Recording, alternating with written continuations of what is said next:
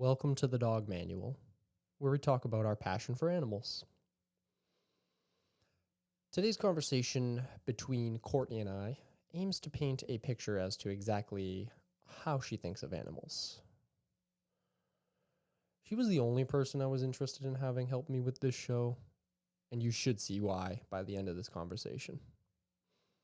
Our main goal is to help people further their relationships with their animals by discussing animal behavior and helping you understand.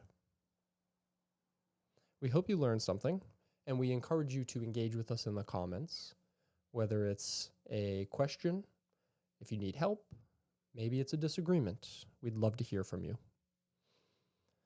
We appreciate you taking time out of your busy day to listen to us talk. So please come pull up a chair by our table, get cozy, and enjoy. I guess we can start with your personal life. You said you've always loved animals. I totally believe that because I also have always loved animals. Yeah. It's pretty easy thing to relate to. I think you said your mom was an animal lover, along with how much you loved Steve Irwin. Everyone loves Steve Irwin. Was she pretty much your first inspiration for, I guess becoming a vet tech, and just sort of living alongside pets? Was she? My mom, for instance, never let us have animals other than a kitten. Yeah. And so eventually we got, I must have been 15, and we got a miniature wiener dog. And it was kind of all right, this is cool, but it wasn't really, I don't know, it was weird. Yeah. Did you just have tons of pets constantly in and out of the house? What was your... No? So she's my inspiration. She was a wildlife rehabber as well at my age, and she was also a vet tech at my age. Okay. My poor mom. But we only were allowed to have dogs and cats. And no rodents. We'll get there. I was a very laid back child. But I was rebellious. So, 14 years old, I went to Petco or PetSmart. I don't even remember anymore. But went in. They're like, "Are you 18?" And I'm like, "Yep. I want this mouse, this mouse, this mouse, this mouse." I brought home mice. I made the storage containers. I turned it into a little mouse store castle thing, and she never allowed cage pets, so she could not know, which is why I put it in a storage container thing, because it doesn't look like a cage. Is that because she didn't know they were there? Doesn't like cages? Cage animals tend to smell worse. Okay, so gotcha. Urine, feces, stuff like that in the house. Yeah, when I had chinchillas, they have their own. You can tell, we should have changed that a couple days ago. You know what I mean? Exactly. Started with mice. She wouldn't go in my room. She thought I was being a good child, and then a few maybe months later, I went in. I'm like, these are really cute rats. I want rats. So I got 3 rats, and I had a fish tank because I was allowed to have fish. It was a 100-gallon fish tank. It's huge, takes up my whole wall. And I got 3 rats. Love them. Rats are so Wait, so did you get rid of the fish for the rats? So the fish passed away when I was younger. So we keep tanks and carriers. You never know when you need a carrier or something. Those tanks can be expensive, especially 100-gallon. Oh, yeah. Yeah. And she probably got it for cheap at a yard sale or something. So I don't want to get rid of that. From the rats, I love them. They're very discriminated against, but they're pretty smart and very sweet. Yeah, I know a lot of people who hate them, especially because of the tail. Yeah, but I heard they're really smart. They're so smart. Yeah. I've seen agility course. Yeah. Runs. They're very cute. How the heck do you train a rat to do that stuff? Do they actually respond to? It's all about repetition and food and stuff like that. From there, since I loved all animals, I wanted snakes.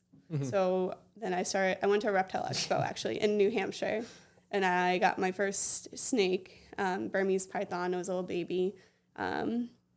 Love Burmese python. Yeah, Burmese python, the big guys. Yeah. The guys in Florida that you're seeing. And I'm like, ugh. Yeah, no, love them.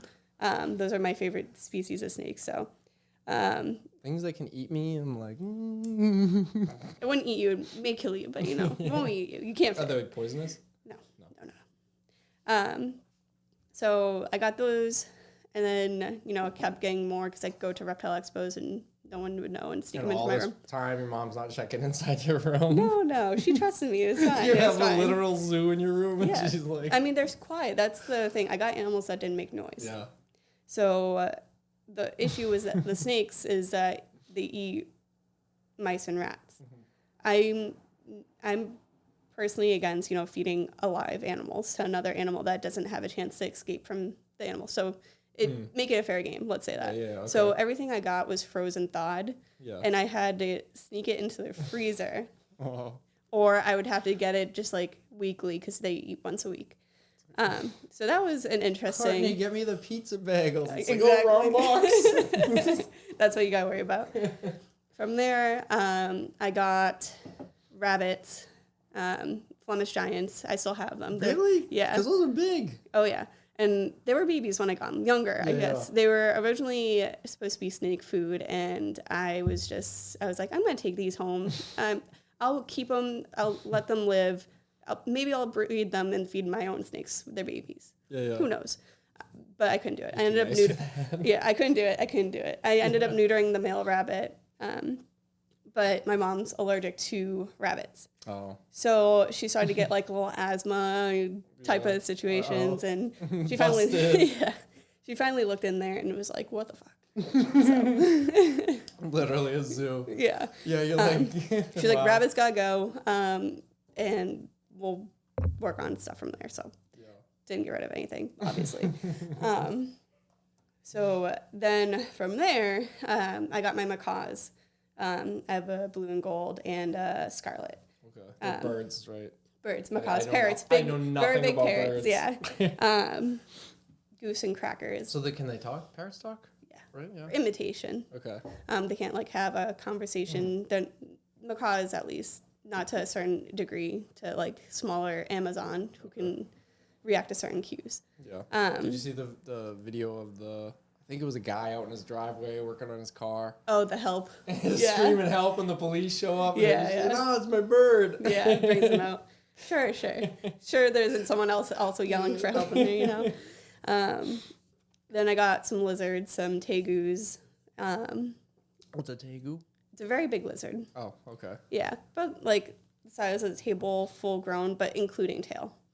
Okay. So think of iguanas, but like rounder, kind of. Okay. And those Is that something you have to keep in a tank? Yeah. That's going to be a big tank. Oh yeah, let me try. My room was a zoo. It was a zoo. Wow. A lot of those I ended up rehoming just because size and time and... Yeah. Well, with a reptile, it's big, right? But I guess it's not like a dog. You don't need it doesn't need exercise, right? It's just cleaning, socialization maybe once a day, and feeding, depending on the species, every other day, once a week. So size doesn't necessarily mean like it's going to be a crazy amount of work or... Okay. Yeah. Fair enough. Yeah. And then I started getting more into birds. So I got pigeons. Always had pigeons, I feel like forever. And then I got peacocks, so peafowl. This is all at your house? Oh, yeah. I built an aviary. Again, my poor mom. Where do you get a peacock? I ordered them from Missouri, and they came in the USPS. Interesting. In a box. Peacock. Yeah. I actually... I feel like most animals are like illegal in Mass, but... They're not... But peacocks are allowed. They are loud, so you have to be mindful of your neighbors and very loud. You can hear their call from like a mile away, and it's really bad during breeding season. My poor neighbors. Interesting. Yeah.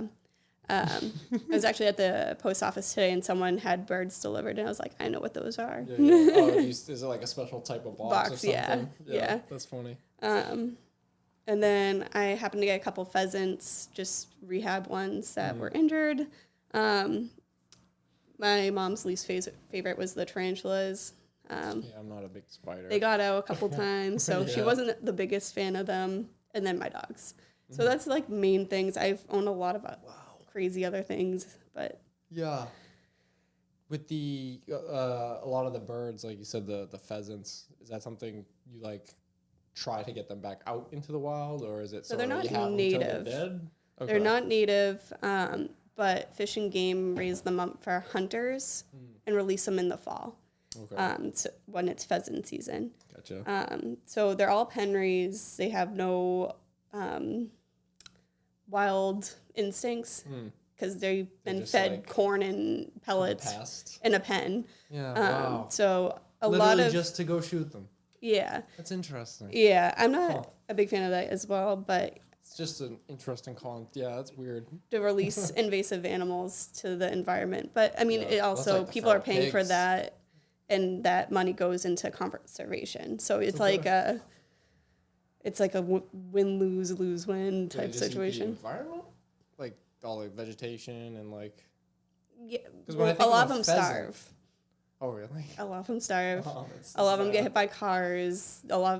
Most of my rehab animals I've gotten, like pheasant wise, broken legs, broken wings. They've been shot at. So the ones that get away, have bullet wounds, and a few will make it through the winter, but very rarely. They're from, I think, Japan. They're ornamental animals. So wow. Yeah, that's a whole another topic situation to talk about. Not be living around here. No, but they're just interesting animals. Honestly, they're really pretty. The males, females are pretty, just not as colorful. So same with the peacocks, and I didn't have like the typical colors. I had an all black one, an all gray one, and an all white and red one. Is there color in the black at all, or is it just like pretty much all black? So it like opens up and it's just this black curtain. Yeah, That's pretty cool. Yeah.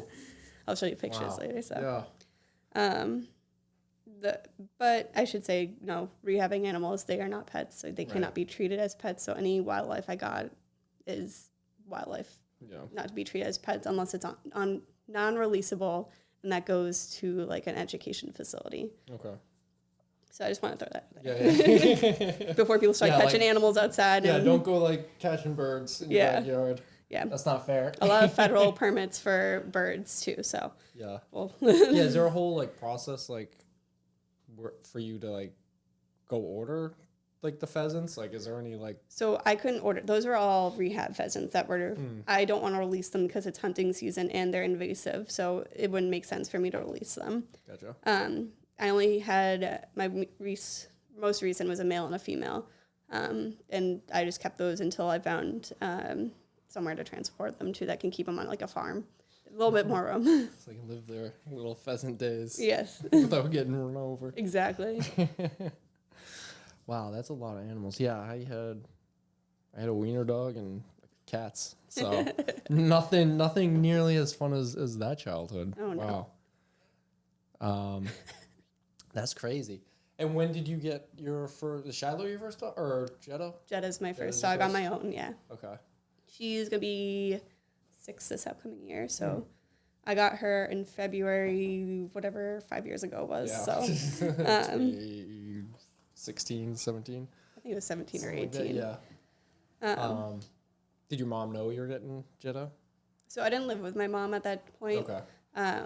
I moved out when I turned 18, so me and my significant other had been living together for a bit, so I got Jetta. I didn't tell him, but surprise. That's what I do. I guess that's like my thing. I'm a Shiloh, Fable. Don't tell people. I just get them. Yeah, that's kind of like what I did with Sam. I was just like, well, here's one border collie. Well, here's the second border collie. It's just like yeah.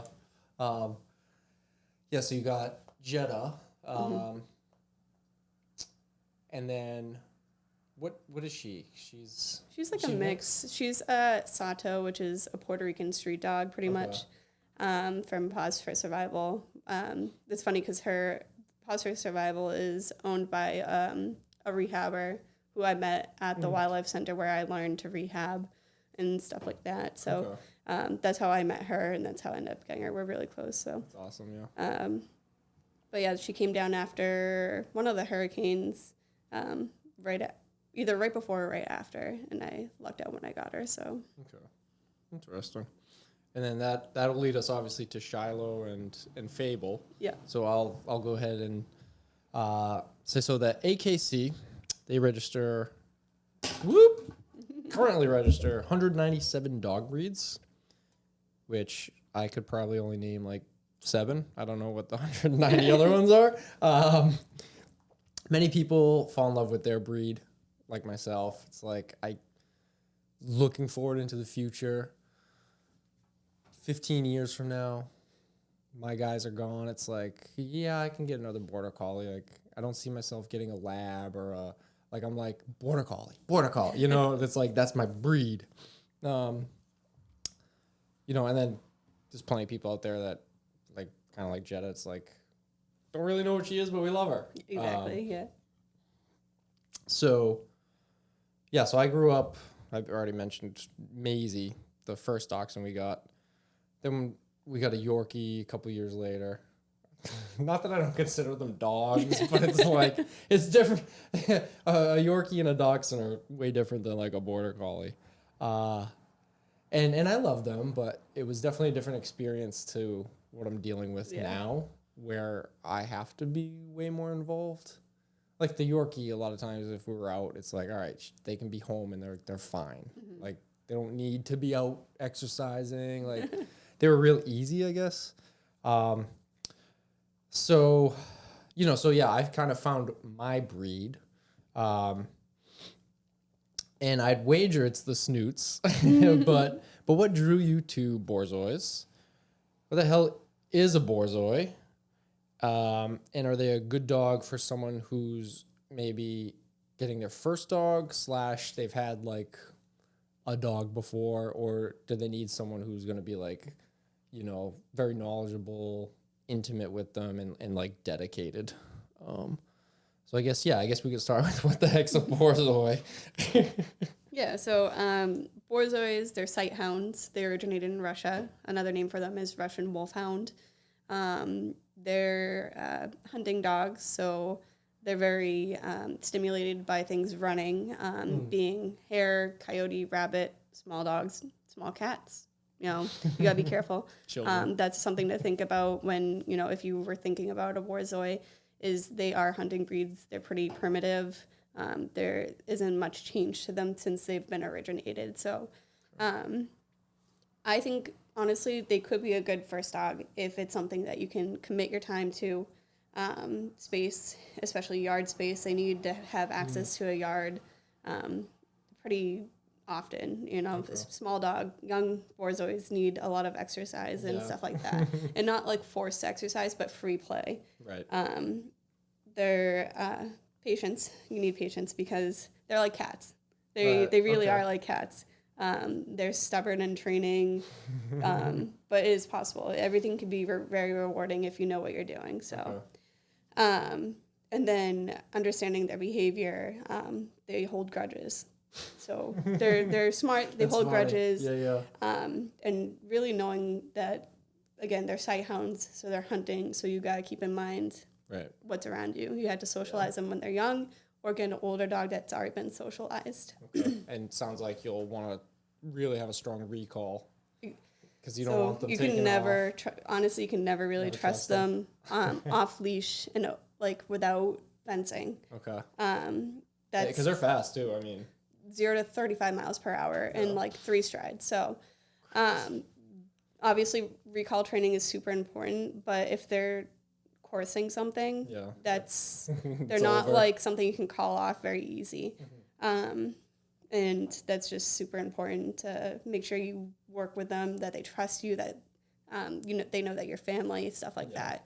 Because when they hold a grudge and they see something and they're taking off, they're not coming back to you. Yeah. So that's funny. But yeah, I'll probably always keep Borzois. I'd also like to do at least one rescue and then a foster dog maybe. That's what I like to do is I like to foster. I like to have a rescue because imminently I'll get, oh, you're a purebred snob. There's so many dogs without homes. And I agree there is. But someone who wants a dog that they want, they're not going to stop to get a dog from a rescue. they're going to get their breed no matter what. Yep. So it's about making sure you're getting it from a right breeder who does the important stuff, and just making sure you do your research on rescues as well. So there's good rescues, bad rescues. And that's a whole nother topic as well. Yeah, with Bailey and Banjo, like I knew, like when I was first, like, all right, let me get a border collie and see, like, you know, I that's what I want. There were a few that were like in shelters, but I didn't even hear back, and I assume it's because they're gonna be picky with probably who they send those dogs with. Exactly, because they don't want the dog background. back. Yeah. And so I did have to kind of go to a breeder only because I was like, all right, I tried to get these like 5 dogs. I couldn't. All right, so let me do my research. And, you know, I found someone who, like, I've got paperwork that goes back, you know, way back. It's weird. It's like, oh, this is your great, you know, what? It's like, it's pretty cool. So, like, yeah, definitely have to do your research. Find someone who, like, cares about, like, you know, health. Yeah. You know, does all the testing.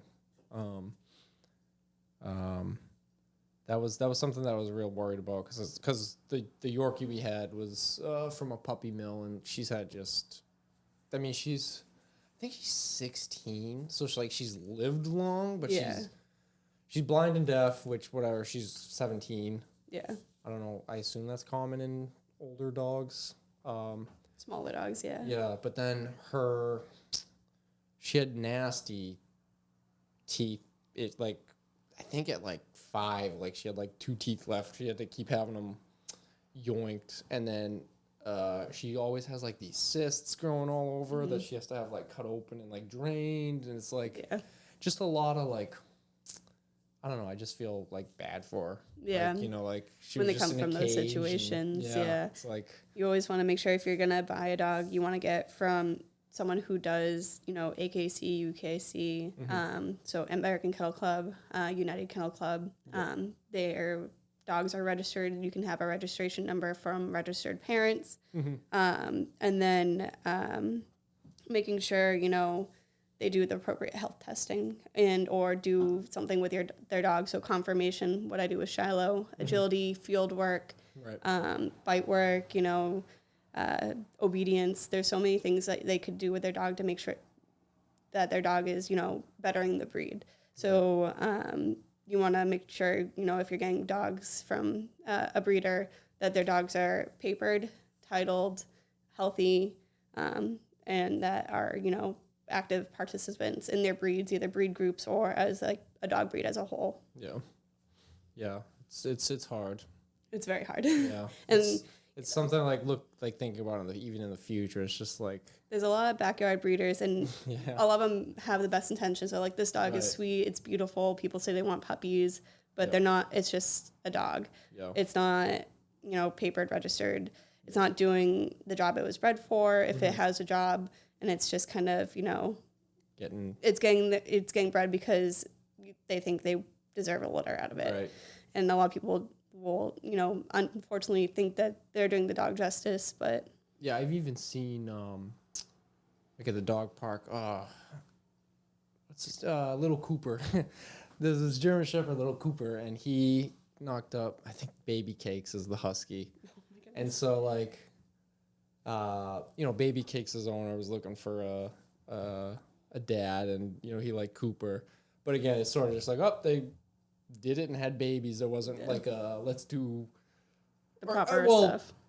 Making a big assumption on my end. Yeah. I don't think there was any like, let's see, like Cooper's. It was sort of just like, it happened. Cool, let's sell them. And it's sort of like, okay. Yep. That's what usually people do, and and you just don't know what, you know what I mean? Like a lot of breeders, I know they'll like specifically pair certain dogs. Exactly. You know.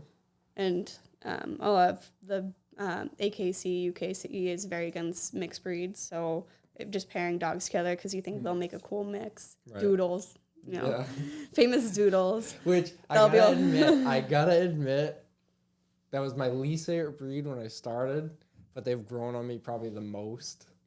We all have that dog. Yeah, I've got like 3 that I watch. Elsie, Mudman, Wally, Mudman. and they're all yeah, he's obsessed with the mud. Yeah, all three of them. They're just so like, I don't know. I just love the affection, I guess, that they give me. I used to find them annoying. I think mostly because a lot of the doodles at the dog park are like. Neurotic messes. Yeah, they come to the dog park and they're like, this is the first time I've been out all day. And they're just like all over the place and nuts. Yeah. But at least the ones I watch, like I get all their energy out and like they're pretty, like they're chill and they're like lovable and snuggly, I guess. So yeah, they've grown on me a lot. Yeah. But yeah, definitely at first, I was like, I hate doodles. And now I'm like, I love doodles. I definitely switched fan clubs. So yeah, what exactly is it for you that drew you to like Borzois? What do you admire about them? The first time I ever saw a Borzoi was with someone who was hunting their hawk in Falconry. And then he had a Borzoi coursing it. So it was really cool to watch, the focus the dog had and the communication between the dog and the hawk. And then That's cool. The dogs are majestic and regal and they're beautiful. Yeah, Shiloh's very like, he could just have a little like crown and he'd be like all set. All while they can be super derpy and like you're a noodle horse creature. Like what? Like what are you? So yeah. They're really cool dogs. Yeah, every time I've like interacted with them, especially Fable, like I don't know, just being so small, like it's cool seeing like Shiloh huge and regal, and then seeing her tiny and regal. And just, like one day you'll be that huge. I know. Like, wow. She's growing so fast, so I can't even like keep up. I'm like, ugh. Yeah. So speaking of Shiloh's regalness, I went to the Cape Cod Fairground. When was that? September, I think. No, August. It might have been September. Sometime either in the summer or fall. Anyway, they had a dog show there. That was my first experience at a dog show. Mm-hmm. I didn't know what to expect going into it. I definitely had preconceived notions of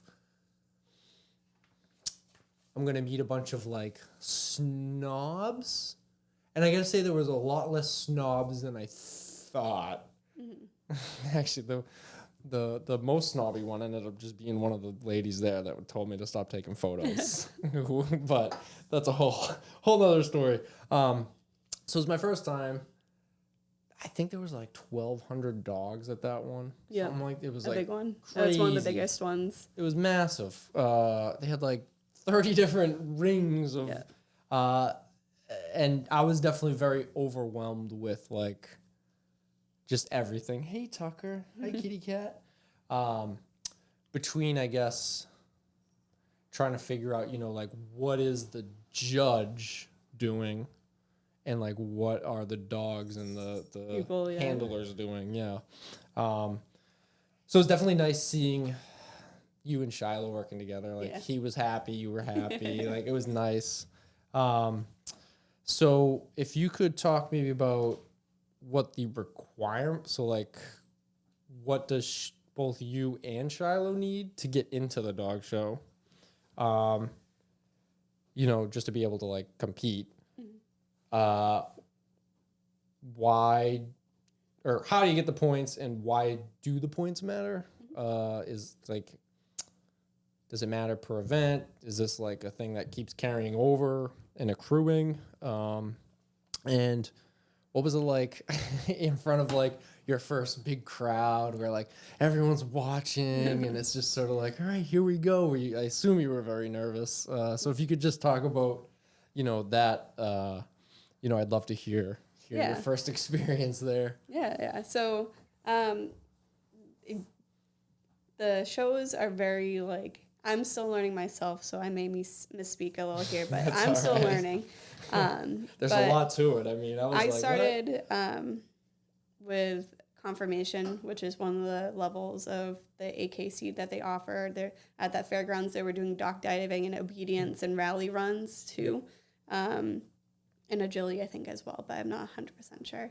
But so there's different levels of it. Shiloh's in confirmation, which is making sure the dog's conformationally correct. So his withers, his pasterns, his head, his ears, his tail, Everything stop has you to for be 1 sec. Yeah. What were the first two ones you said? His withers and his pasterns. Okay. So what?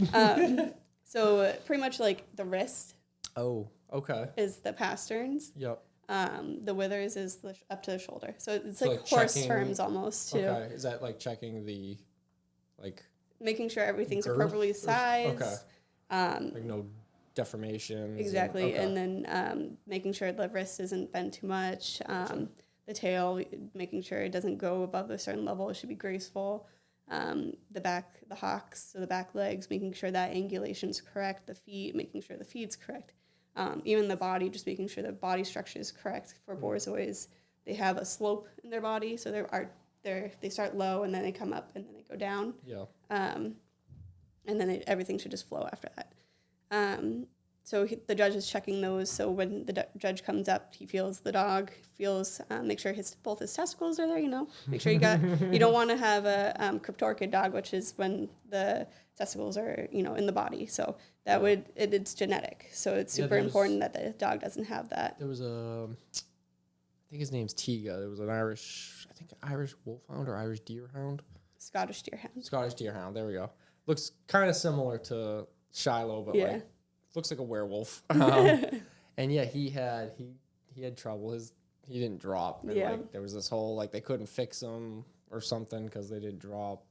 They can still get fixed. It's just more like a spay almost. Oh, interesting. So it's more invasive. Okay. Compared to a neuter, which is external. It's a little easier. Okay. Interesting.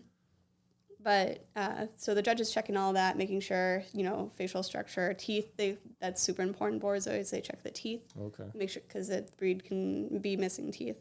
Does it matter? Just thinking of my border collies, like their teeth are like filed down from like frisbee. And do they care about like that, like wear and tear? Yeah, they do. I believe it's just the incisors they look at for border collies. I'm not 100% sure because every breed is different what they're looking for. But the breeders will usually lift the lips so you can see the teeth. Okay. Or not breeders, the handlers. And then they have you run around the ring to see the gait of the dog to make sure that's correct. Yep. And then how well the dog behaves and, if he listens to the correct commands you give him. Okay. And they're expressive in their breed. So that's what the judge is looking for. And what the handlers are doing is they're trying to show off the dog to the best of their ability to, show that dog deserves those points. And then... So you got to really know that dog because you want to bring out the best, obviously. Exactly. You want to show off. So if your dog has like a flaw, some dogs do, then that's fine as long as it's like not major. Gotcha. So if your dog, you try to show, say his feet are weird in the front, you try to show from the side, know. If his, it's a head breed, so Great Danes are a head breed. They got the big, nice head. That's what they try to show off in the ring, is the head of that breed. Because that usually will decide, winners, the big things. Sight hounds are movers, so the gait is super important. Yeah. And then, obviously, the teeth and tail and just the movement of the dog overall. Yeah, it's cool watching him, move. Oh, yeah. Especially with the tails curled and all the hairs, just it's like, wow. Yeah, that is one of his faults. It should be a little bit more flatter. That's something we're working on. Okay. Yeah, the ring is okay at the end, but he should be lowering his tail. Okay. A lot of young dogs I've heard will do it, but that's one of his faults that I know is something we're working on. Yeah. And that you, as a handler, you should be able to point out your dog's faults. If you say your dog's perfect, then you don't know what you're doing. You're wrong. Yeah. Wrong. And so that show was really cool. We got our first major and some points. Points being, how many dogs he beats. So for Borzois, in our area, it's regional. So every regional area, different point system. Because there's more dogs, say, out west for my breed than fewer dogs here. That's why, when you look at the schedule, there's 3 Borzois. Yeah. And you're like... And meanwhile, golden retrievers, there's 40. Sold out. Yeah. Crazy. Yeah. So points for New England area. There's 3 dogs, makes 1 point. Okay. 3 females, makes 1 point. sorry, I'm saying this all wrong. That's all right. 2 dogs makes 1 point. Okay. 3 dogs makes 2 points. And then 4 dogs is 3 points, which is a major. Okay. You need 2 majors to go towards a championship. And that's what you're working towards with the points to get your dog titled. Okay. So championship, champion, and grand champion. And there's different levels of grand champion. So platinum, silver, bronze, gold, stuff like that. Mm-hmm. How many points do you like win at like per show? I guess what's like the max you can get? Like, so I believe it's 6. Okay. I've never gotten to that point to know because there's barely any Borzois that show in the New England area apparently. So, he got his first major at that show and then 2 points the day after. Okay. His first show that we ever did, I was super nervous, but I was told that I did act like I know what I was doing and they didn't know I was new. They thought I was a handler and that's a compliment. Okay. Yeah. That's nice. I was like, nope, this is my first time for everything. So they were actually really nice. The people I met there showed me how to groom, like fluff up his fur properly. Okay. And, and he got his first point at that show, which was really cool. The judge really liked him. I started practicing before I ever showed. Back when Shell was probably like 7 months old. He was a year and 6 months when he first showed, which was really cool. I go to the Wampanoag Kennel Club in Acushnet, and my sponsor, I joined their kennel club there too. So my sponsor there does a confirmation class. Okay. And she pretty much fine-tuned everything for him. Yeah. Worked on him. I mean, she does a whole bunch of breeds. So obviously you have to finesse your own breed to the best of your ability, but she's going to get them set up for you in the way that the judge is looking for. Okay. So we do different like runs around. So, you know how we run around in a circle, diagonal, there's like a triangle, like there's a whole bunch of different types of runs that the judge may ask. Exactly. Okay. Huh. But yeah, so from the practice to the actual show, it's a lot of work. Yeah, and no, I can imagine. A lot of time. Oh, yeah. And some people show dogs as puppies, 4 to 6 months. There's a puppy group. And I feel like it could be a little overwhelming for them. So that's why I haven't showed Fable yet. But okay. I'll probably wait until she's closer to a year. Yeah. Yeah. That'll be fun. Otherwise, I think I answered that. So he's got 1 major. How many majors do you need to get a? So 2 majors to get into, or 2 majors and 15 total points. Okay. For his just regular championship title. Gotcha. And then like if you bred him, would that be like he's like the man? Like is there something special? Like the title just proves that he was worthy. Okay. Confirmationally correct to be bred, you know. It's like bragging rights. Exactly. It's bragging rights, but on top of that, he still needs health testing before that is ever done. Gotcha. So each breed has their own health testing that is required. Not required, but is recommended, and that's what you should be looking for in a breeder. Excuse me. But so super important to look for health testing on the OFA website, which is the Orthopedic Foundation for Animals. And they'll tell you what specific testing you need for your breed to be considered a health tested, correct, breeder. Okay. If they don't do any testing, then it's considered a backyard breeder. Yeah. But that's pretty much it. I know we are going back and forth here, but I know when Shiloh gets points and he's winning over dogs, the way it works is he has to beat the number of dogs, so only males. He has to beat the males, and then the male winner of the male, winner of the female go up against each other. Yep. And then the judge will choose from there, and then the second winner. And then from there, they go to all the champions, the dogs that are already champions, who are in the ring. Like other hounds? So, nope, other Borzoi champions. Oh, gotcha. Okay. Yeah, so that's the last thing where they go around. And there'll be a couple champions, either males or females, and there can be a whole number of them. And they're working towards, like, their grand championship or a certain level of grand championship. Gotcha, okay. So the judge will then pick from all those. And that's how they know when you can go to groups. So that's when you're going up against other hounds. Okay. And then the winner of the hounds, winners of the toy, working, sporting, herding, will go against each other as like a one big Best in show. best in show. Exactly. Okay. That's interesting that like the thought of like huge borzoi, right?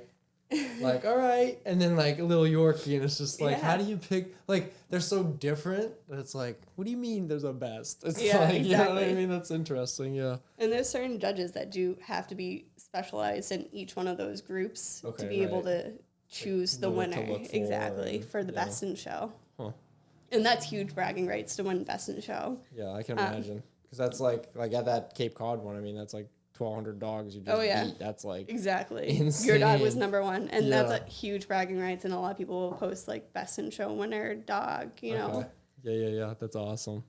Yeah. So you do see yourself getting Fable into eventually. Yeah, I would like to get her in there probably around a year, maybe 7 to 8 months. Yeah. Now that I know what I'm doing, obviously, COVID happened and I couldn't get Shiloh into training sooner. Mm-hmm. And then just him being a dumb boy, so I know.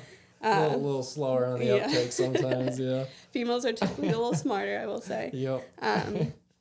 But I do think I'll get her in at least by a year old, just to, get her out there.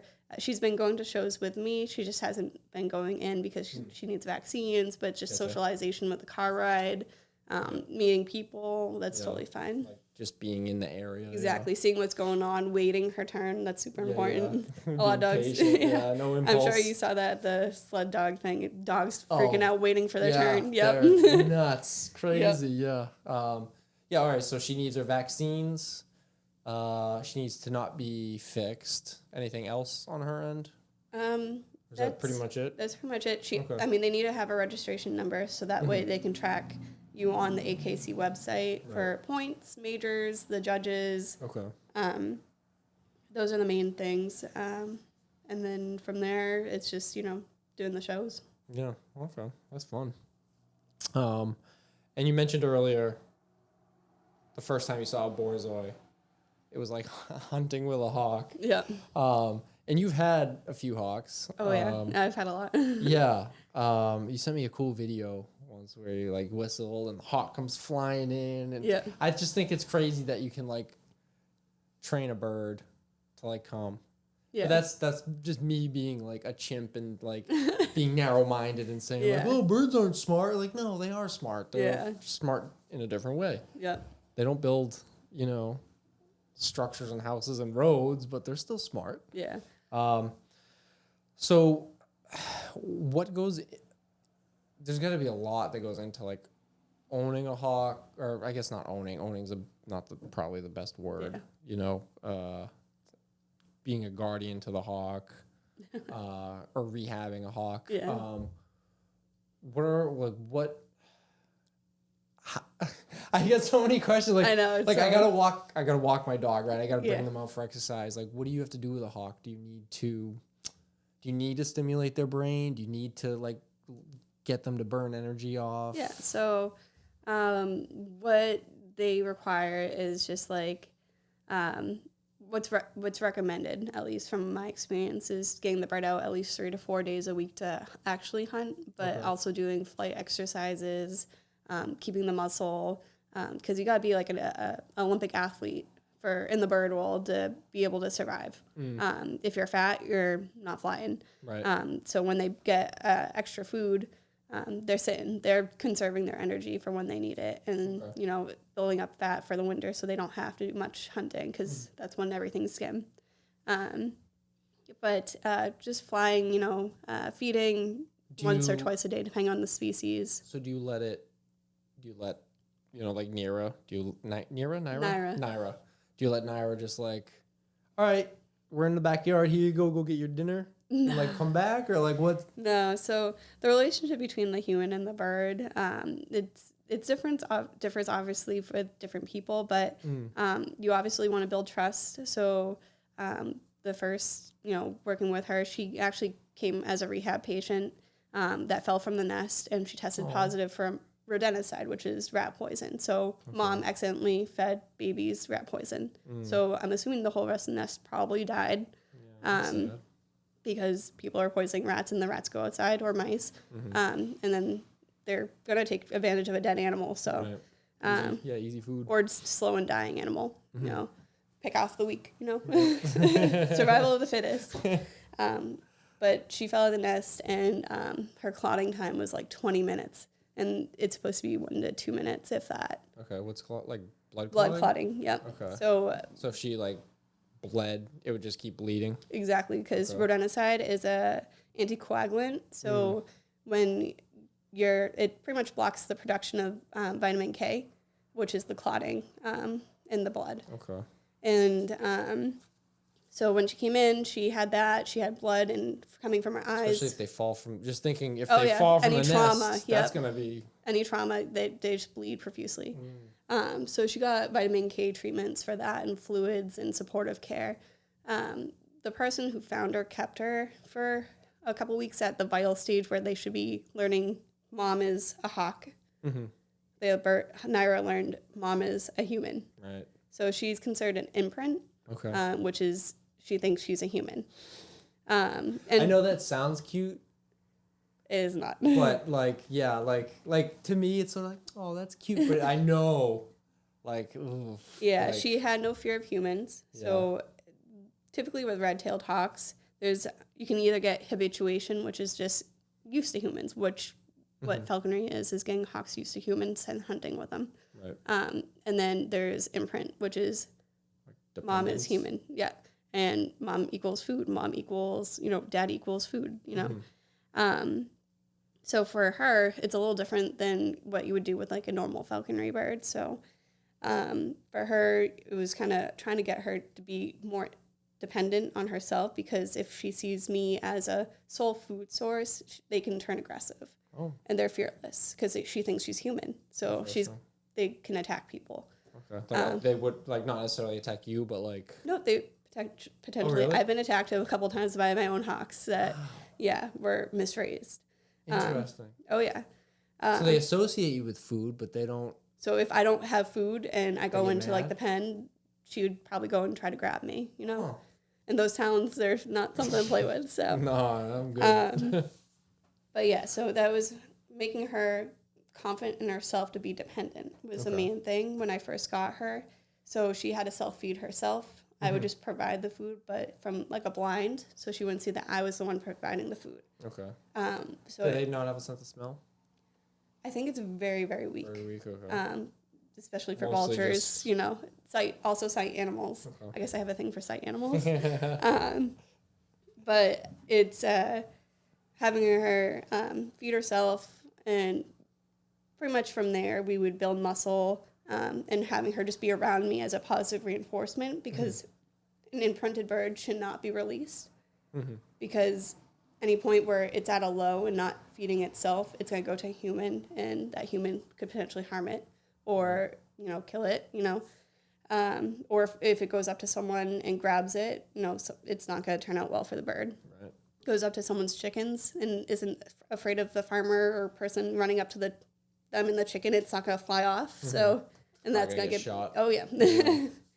That was one of my last birds, is a bird that got shot. So that was not fun. Well, it's like bears, right? Like, I hate seeing, like, I saw a video the other day of, I assume it was like college kids partying up in some, like, who knows where, in some log cabin, and it's like, there's a bear that came out to the pig and they're feeding it, and it's just like, you have no idea what Habituation. you're doing right now. Yep. Like, that bear's now going to have to die. Yeah, it's going to go up to someone, and like, it could potentially hurt someone. I assume they'll preemptively like kill it if it has too much exposure. Cause I think they get a couple strikes for bears. Yeah. They get tag on their ear to show if they've been around people before, and if it's multiple offense type of bear, then euthanasia. Yeah. So, it's like the same with the hawks, though, I guess, yeah. Yeah. I mean, hawks are a little bit more forgiving because it's federal stuff to go, because the Lacey Act, they're protected. Okay. What's the Lacey Act? So it prevents the transport, capture, rehabbing of anything that's federally protected. So certain species of snakes. So we can't get reticulated pythons into Massachusetts because they're Massachusetts ruled against it to be in our state. So it's on the Lacey Act. Like, even if you're wildlife rehab or like absolutely no matter what? You had to get permission. Okay. You had to get special permission from Mass government. Back then, it might have been a little easier. Now they're super, super strict. So it's very hard to do rehab work without a microscope on top of you, you know? Yeah. So that was some of the issues is Lacey Act stuff. Federal permits, stuff like that. It's super intense and not a fun time, so honestly. But habituation, that's one of the things. So that could be a death sentence. Right. Thankfully for hawks, their habituation goes away once they're fat. Mm-hmm. So once they're fat and happy, they want nothing to do with you because they're fat and happy. Yeah. But if the birds, you know, in shape, lean, hunting, they see you as like a source of, you know, food, shelter, you know, weather protection. They're going to want to, you know, be around you. Mm-hmm. So that's what a lot of falconers will use to help build their relationship with their bird, is habituation through food, through training, through hunting and making the bird successful, because that's the whole point of falconry is to make the bird successful. Yeah. The death rate for wild hawks and owls and falcons, all those ones out there, is like 80-90%. They die their first year. Really? Because it's very hard to be a hawk. You know, you got to fend for yourself from the moment, you know, you're born. Yeah, it's very competitive, I guess. Yeah, it is. Interesting. And there's also hit by cars. There's poison that's taking out a lot of them. You know, the young hawk doesn't know that the food's poison. So they're going to take advantage of that slow rat or mouse moving along. So that's another reason why they die. And, you know. That's sad, Yeah. So it's very sad, and it's very hard to do rehab. You gotta be used to, you know, death, gore, stuff like that. Yeah. Wow. So if it if mom lays 6 eggs, that's like most of them aren't gonna make it. Maybe one or two. Wow. Yeah, I don't see hawks too often. I don't think, like occasionally during the summer. Yeah. I'll see them like above the dog, like 1 or 2. Yeah. But yeah, I don't. Yeah, I guess that makes sense because I don't see a whole lot of them. They're also going to be where their prey is. So there's a lot of songbirds at Dog Park, Stotter's Neck. So there's actually a pair of Cooper's hawks that live there. Okay. So you'll see those. They're small little hawks. They have longer tails. They're about the size of a crow. So you'll see those guys a lot. Baby, yeah. Very spicy little attitudes. Yeah. That was probably one of my favorite bird stories, was a Cooper's hawk named Mayday. He was one of the big ones that attack people because they get very like accipiters. It's just like they're high strung. And they're like dogs. If they don't get their energy, they got to release it somewhere. Just and I got him as a baby with a broken leg and fixed that up. But he had like a little like leg tilt to the side and we called him a little boomerang because if he didn't catch whatever he was flying at, he'd come around and come back at you and try to grab your face. Oh, shit. So he was... He'd be quick. Oh, yeah. He didn't like tall men or flip-flops. So especially if you were a tall guy or had flip-flops, he would go for you. What an interesting, like, quirk. They're weird. They're very weird birds. What a thing to pick up on. Oh, yeah. Flip-flops. I know. Wow. It must have been someone who wore, like... nail polish that was red one time because red equals blood, you know? Like how they pick up, that's what they know to eat. Okay. But yeah, that's a lot of falconry stuff. They can go a lot more in depth with that too. But main things is, I know you asked about Naira. She's now an ambassador hawk for a flight program. I think she's out west now. I transfer her because she's non-releasable. Love that bird. That was the hawk in the video that I sent you. But so cool. She was amazing. Perfect personality. She didn't try to attack anyone. She was amazing. So she, is it you don't have like the time and space, and this is better for her, or like? So I wanted to continue trying to get young birds, so passage birds, which means a first-year bird. Gotcha. I wanted to get more passage birds successful like her. Mm-hmm. She was just kind of like a challenge. Like, I know I can do it. I know a lot of people have been, they struggle or they failed in trying to raise a imprint red-tailed hawk because, like I said, they get aggressive real quick, especially when they hit sexual immaturity. They just take it out on everything on you. That's interesting. Because I never picture birds as being, like, I guess, aggressive. Like, Yeah. I mean, maybe towards, like, other birds. Yeah. Or, like, Prey. prey. Yeah. But I guess I never thought that birds would look at us as prey. Yeah. Pretty Is much. that It's fair to say? Do they? maybe not prey, but competition. Okay. Or, like I said, a food source. Yeah. Or a sexual companion, you know. Mm-hmm. There's birds that will That's do so that. funny. So, Yeah. Because I know some of them like mate for life, right? yeah. Most birds will stay together unless one passes. They will move on. Okay. Or lost, or, you know, there's times where they split up too. So, you know. Yeah. So do birds? Hey, Tuck.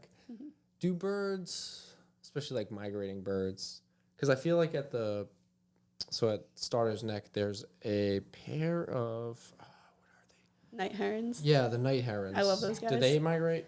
Um, Because like I haven't seen them in a few months. they think they do. I think they typically go south. Okay. I've seen them in Hawaii. Yeah. So But they seem to always come back and find the same literal tree. Is that they common? have like a internal GPS unit in their brain. So it's like a magnet almost to the earth almost. Wow. So it just guides them home into where they should go for the winter versus if So they they're got a like bird a that's winter home, a summer home, and they Yeah. know how to. and not They know every what bird has highways that. to Yeah, take. Exactly. Wow. Yeah, a lot of people will track, you know, the birds with the bands. Yep. That's really cool to find a bird with a band and then find out it's from California Right. in 1990. It was born there, and then it's now here in Massachusetts. Say. Oh, excuse me. Sorry, I'm okay. a baby with my bedtimes. Yeah, because so I always wondered that. Yeah, so like, you know, they'll mate for life. So if they do get split up, say when they're migrating, they would maybe find each other by like. When they come back in the spring. That's so cool. Because they're supposed to go back to the same area, you know? And then obviously they have their own vocalizations and communications through feathers and stuff like that. Yeah.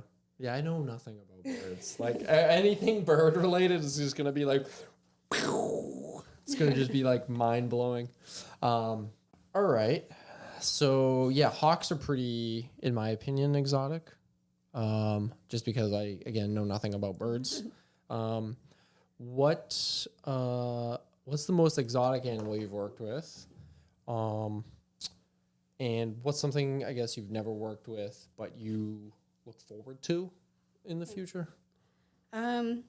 So I've interacted with a lot of animals that people would consider exotic. exotic. So that's like hard to say for me 100%.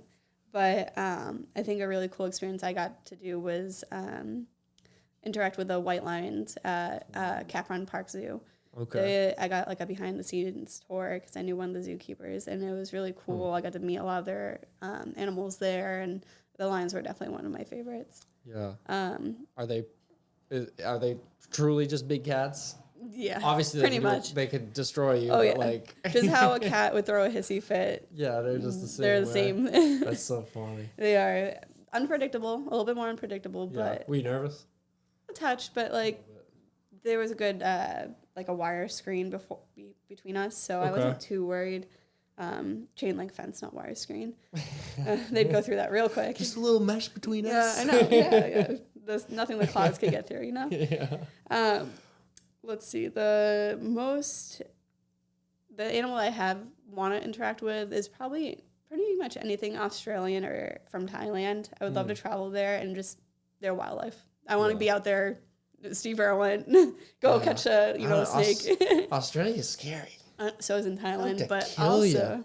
It would be so much fun, you know. Just all the reptiles. There's so many snake species, venomous, non-venomous, bugs that wouldn't imagine your wildest dreams. So Probably huge too. oh yeah. And just like mammals and birds and obviously, but those I have no specific thing that I want to specifically work with or interact with, but I would like the national species as well. So Yeah. Australian or Thailand or even Japan. There's just so many places out there that I want to go to and just like interact with their environment. Yeah, Thailand sounds scary because I'm just picturing a lot of like swampy, and maybe Thailand's not Rainforesty. swampy, but like like a lot of like They got elephants, they got like tigers, they got deep in water, and I don't know what I'm surrounded by. that- And yep. that's terrifying. Like, venomous snakes around the corner Yeah. everywhere, you know. yeah, that's. But they respect their environment there. They respect the snakes. You gotta just be careful where you Right. step. Would you have to like out in the wilderness like that, backpack camp, I think so. like just stay I in think a a lot- regular tent? Yeah, I think there's like excursion groups that you can do to, you know, you go on like a boat to a certain area or you go on a hike to a certain area, just to experience, you know, the wild. And then go back to civilization. Back to camp at least.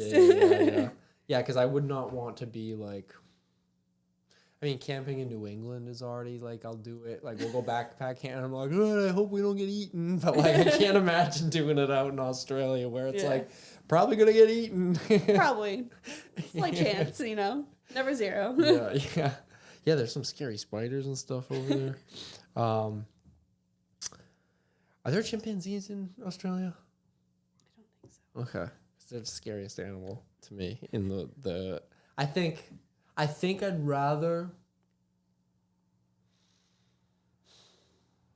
I think I'd rather have a grizzly bear be in my vicinity than a chimpanzee.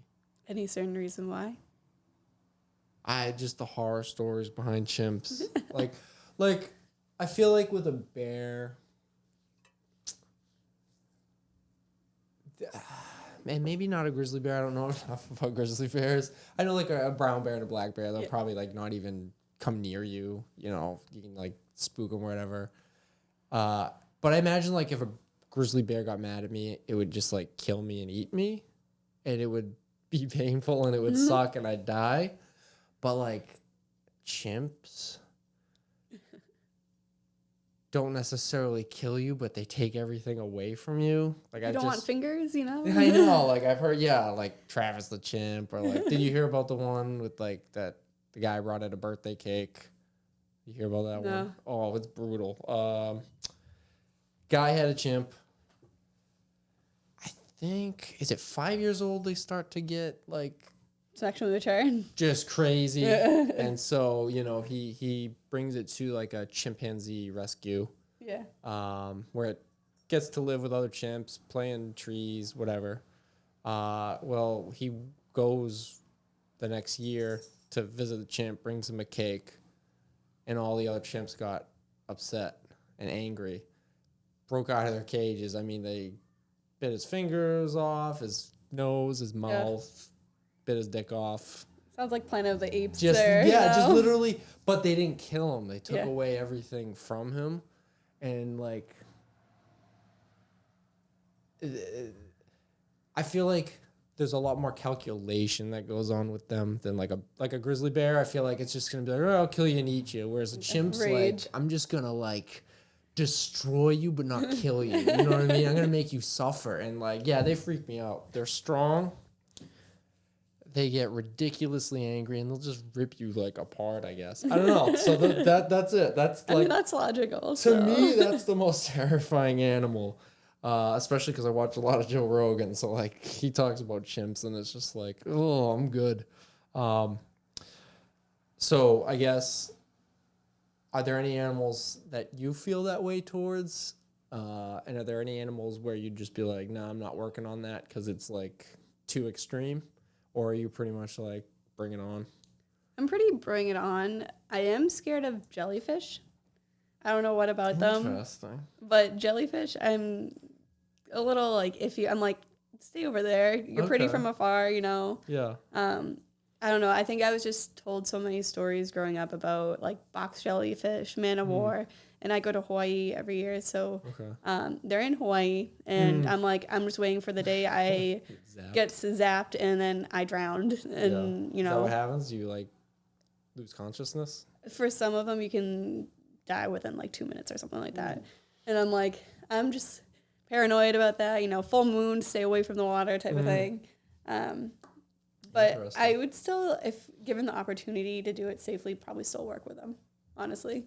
I'm trying to think. What work would be involved in a jellyfish? I'm not sure, 100%. Obviously, like aquarium stuff. I just think of them as goo. They, floating goo. Yeah. But do they have brains? So I haven't done a lot of research into jellyfish because I don't like them. So fair enough. they're just weird. They just like exist, they're alive and they exist, what it is to be without a brain or heart I know a lot of like man o' wars and box jellyfish. It's like a bunch of organisms together making up the tentacles and stuff like that. So it's like a team effort of organisms. But it's still weird to me. I'm like, that's the thing that scares you. Okay. Yeah. Jellyfish. It will be hunted by them forever, Nothing too crazy otherwise. I'm like, crocodile, sure, let me jump on it. Yeah. Lion, let me go pet it. Jellyfish. Yeah. Jellyfish. Chimp? Would you work on a chimp? I think I would to an extent. I mean, monkeys, apes, they're intelligent beings, so they know what they're doing. Yeah, but at the same time, I'm like, yeah, like, do you ever go... They're like children. They throw tantrums, and when they do, it can be dangerous, Right, yeah. Yeah, you don't want to be hit by a gorilla. No. I always get freaked out at, like, the Franklin Park Zoo. I don't like going into the gorilla, because, I don't know, it's just the way that, like, there's a certain look in their eyes compared to, like, if you're looking at, like, the hyenas. I don't know, there's just... I think it's because they're so... Like, I see myself a little bit. You see the intelligence. Yeah, like I'll see mom sitting there with like the baby and just the way they're like looking back at you and you're just sort of like you can feel something in their eyes and it's just I always just feel like I don't like going in there. Yeah. It just makes me feel cause I think mostly because I feel bad. I feel bad looking at them. I don't know if they're sad, but sometimes they look a little like I believe as long as they're given the proper stimulation, zoos are good. Yep. And they're good for conservation, genetic diversity, stuff like that. Yeah. Zoos, there are bad zoos, there are good zoos. Of course, yeah. But I believe as long as they have the proper enclosure for space-wise per animal, proper stimulation, diet, stuff like that, breeding stuff. Favorite movie, by the way, We Bought a Zoo. That was a very cute movie. I love that movie. It makes me cry literally every time. Oh my goodness. Cannot put that movie on and not cry. Oh my god. Yeah, and I've heard a lot about zoos too, where it's like they have animals that specifically just can't be back out in the wild, and I think that's pretty cool because obviously like a lot of the animals that they even have zoos are bred in captivity, so they don't even know what wild is. Right. They wouldn't make it. They wouldn't make it. They don't have the instincts. Yep. Instincts they would learn from their parents, lion to hunt, Obviously they're going to display certain aspects of it, but it's not to the full extent. So it's something that, you release a lion, they're not going to live. That's why there's sanctuaries for when people stupidly buy large breed cats that don't know what they're doing. Yeah. So in Texas, don't they have like a ton of Florida, tigers down like there? everything. Like Certain states allow you to have it. I mean, if you're going to do it right, go for it. But if you're not going to do it right. Yeah, I think it's something like there's more tigers in Texas than like in the wild. And that's potentially that's like a huge thing. Crazy, like everyone wants the young little kitten and then it grows into a big cat and then they get destructive because it's a big cat. It needs a savanna. Not your couch isn't going to be scratched anymore. It's going to be your flesh. Yeah, exactly. With all the rehab work you do, I mean, you named like 83 different birds that you've helped. What I see from you talking about it is that's a pretty big time commitment, and it sounds like a resource commitment. maybe not necessarily monetary, like definitely Very. monetary, but also just like, I don't know, needy and like, you have to, it's a constant thing. Someone like myself, I mean, I've got dogs 7 days a week. I'm really bad at saying no and like taking a day off. So like I'd love to help, obviously, because I love animals.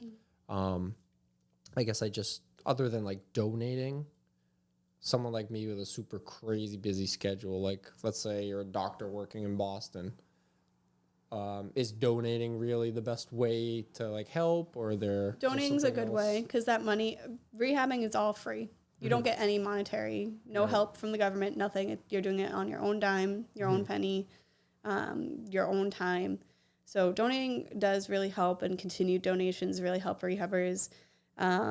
There's some rehabbers that help each other with like monetary stuff too.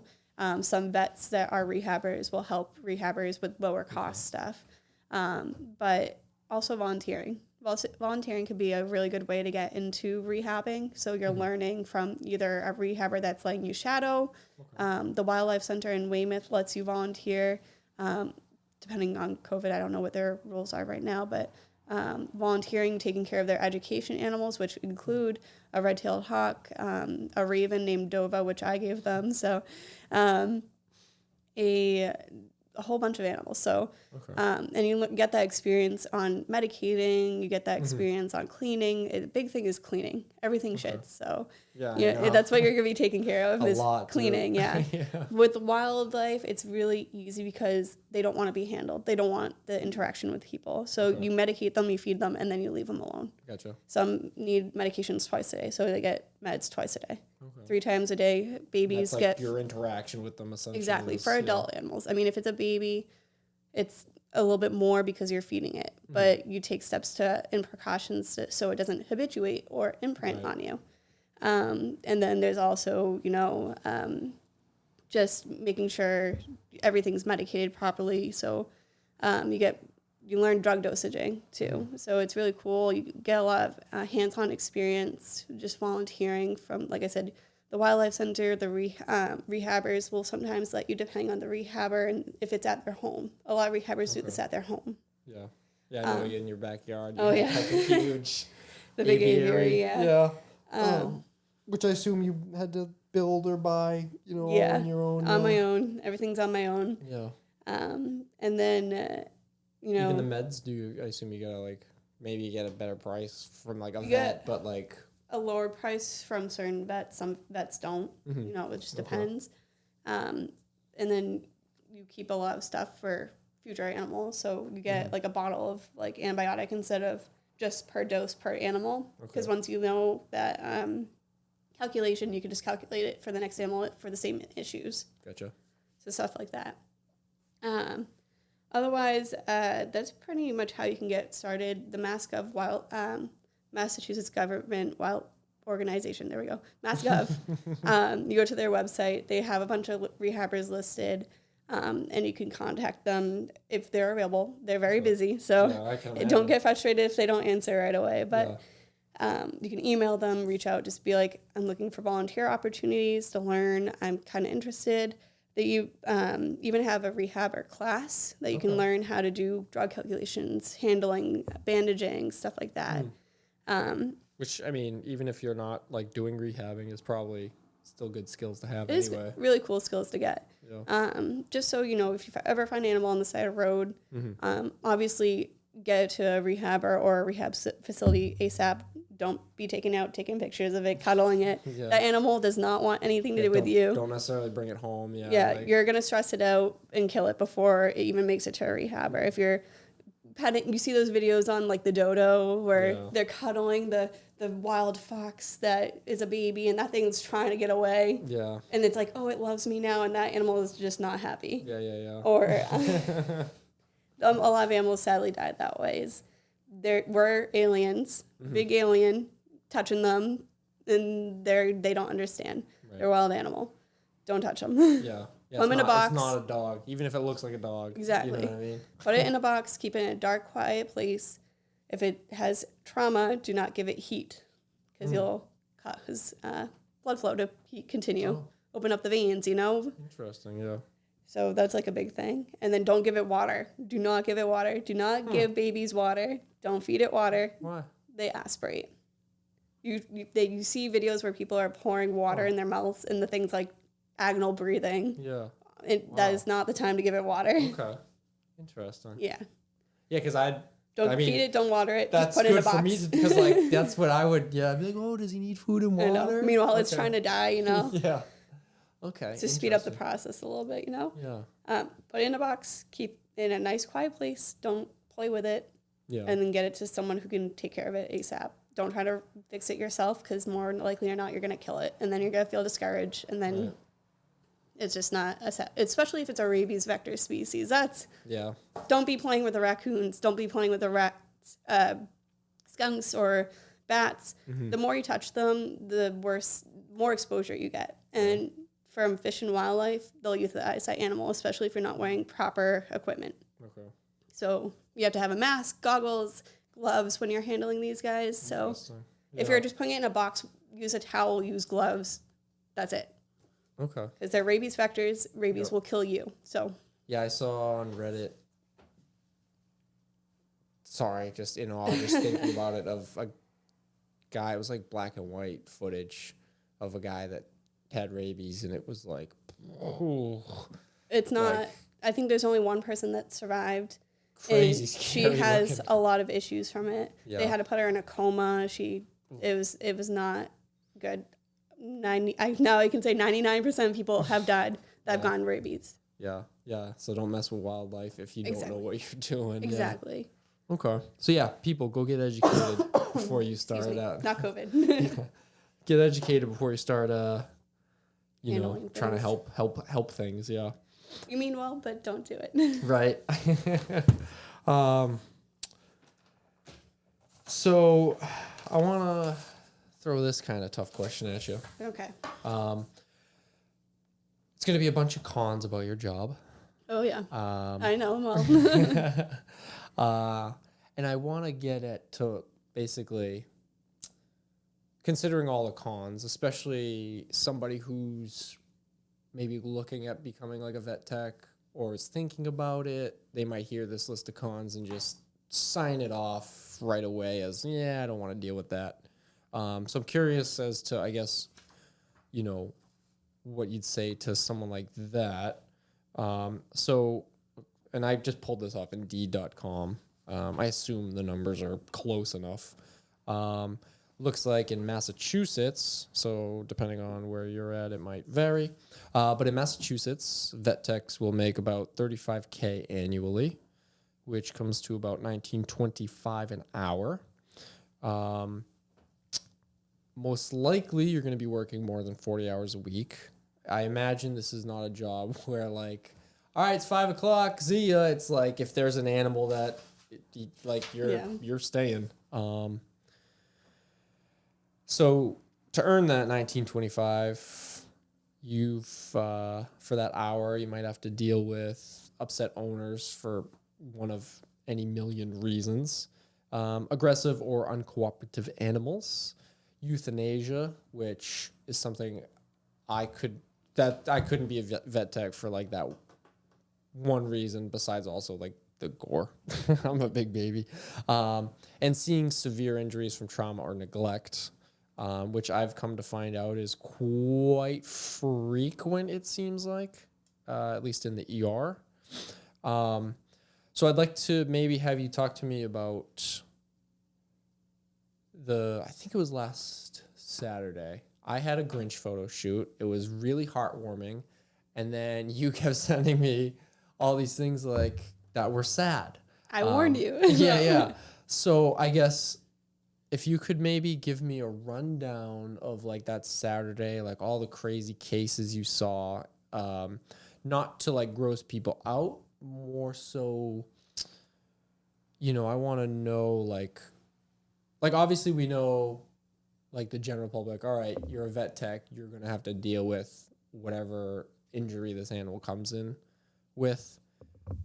I guess a lot of people just don't realize how frequent like crazy injuries occur. So Saturday was a sad night. There seemed to be a lot of death, which I imagine put you and maybe the other techs on edge. I'm not sure.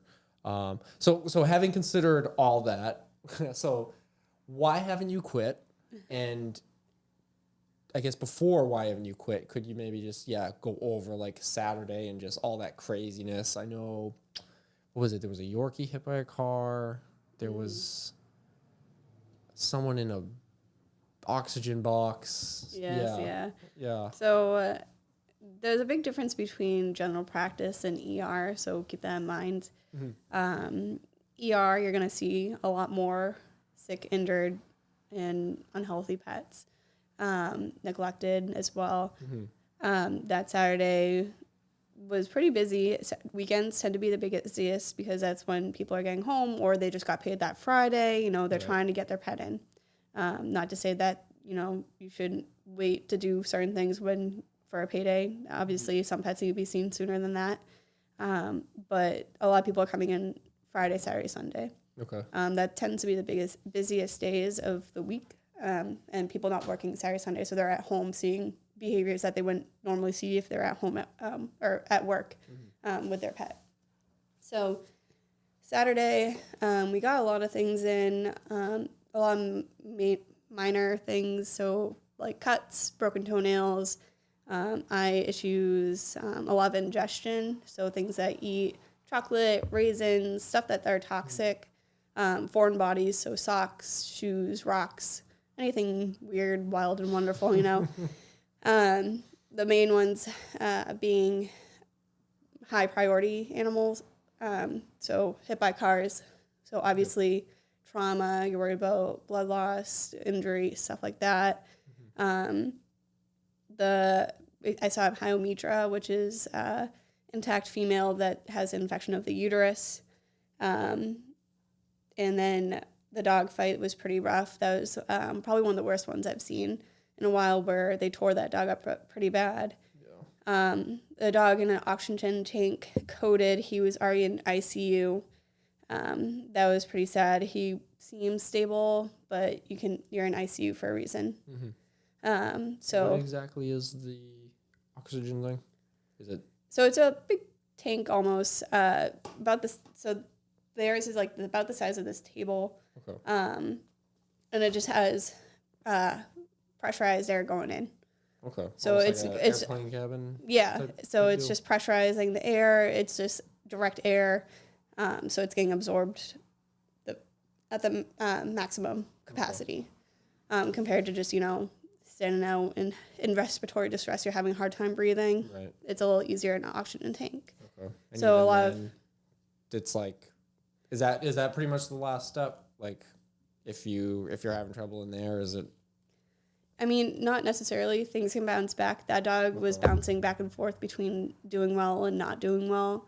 And that night just happened. He crashed. I was hoping he'd have good chances, but he ended up not making it, which sucks. They did CPR and gave it breaths and medications to try to get it to spark back to life for a good 20 to 15 minutes before a doctor called it. There's only so much and so long you can put into the dog before it's just you're feeding a dead body drugs. Yeah.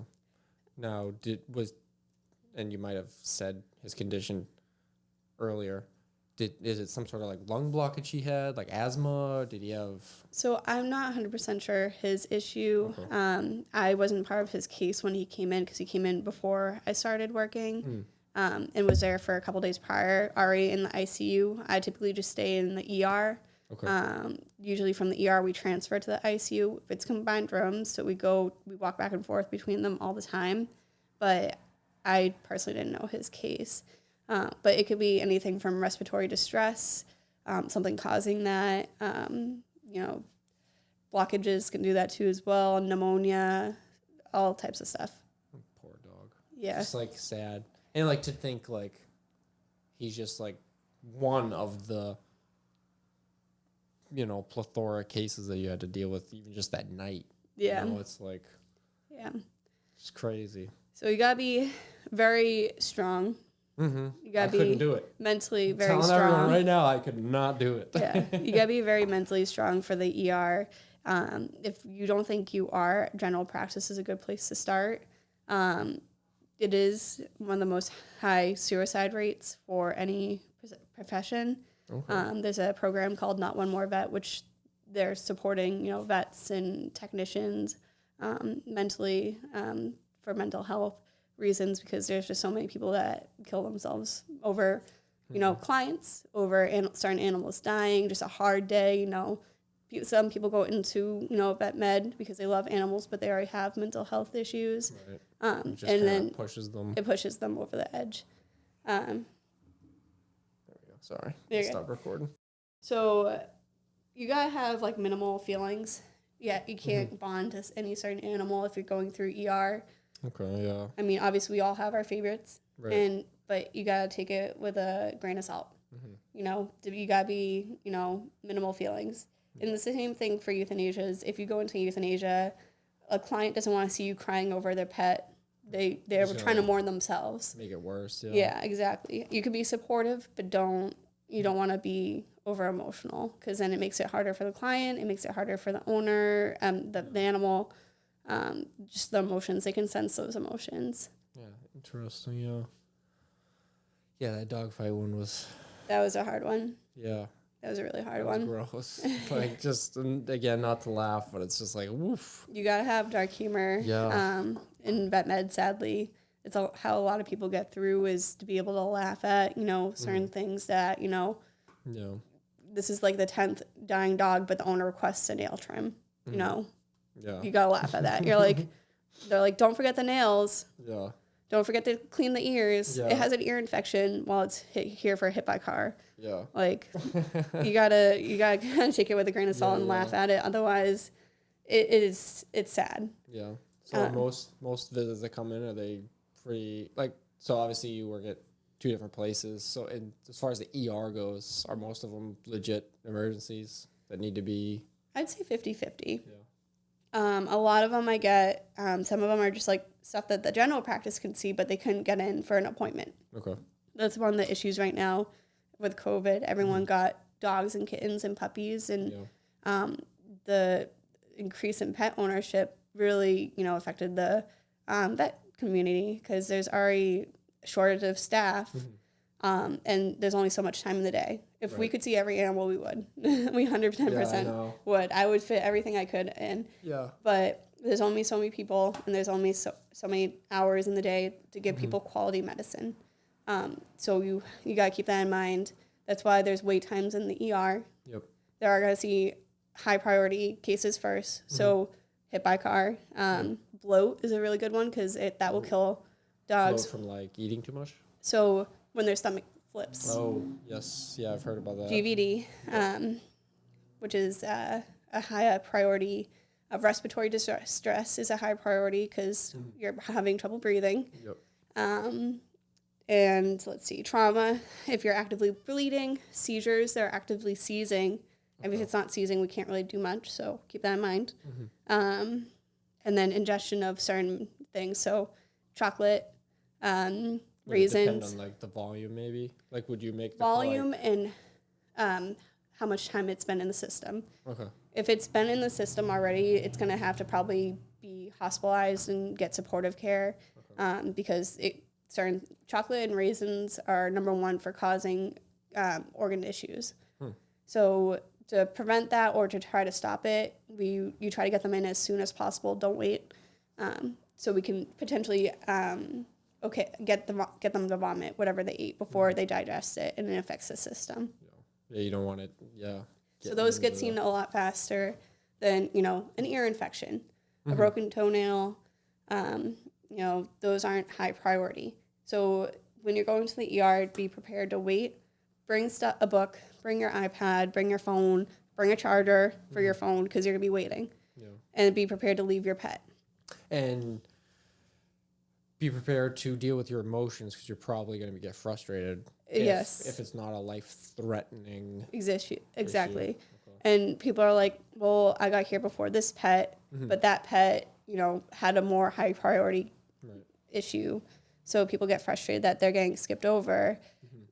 Meanwhile, that pet could be dying right now, and your pet is stable. Yeah, you almost have no idea when you're there. Obviously, to everybody, their dog is the most important thing, right? But like when you're there, you don't know what's behind, Yeah. All you have is what's in the waiting room, really. You're like, oh. And we go through all the cases. Every time we go up there, we go through all the cases. We see who's most priority and then who's been there the longest. We do try to get the people who've been there the longest in, but obviously if something needs to be seen before them, it's got to get seen. Right. And there's only so many people who can go up and grab a case at a time. Okay. And then there's so many doctors.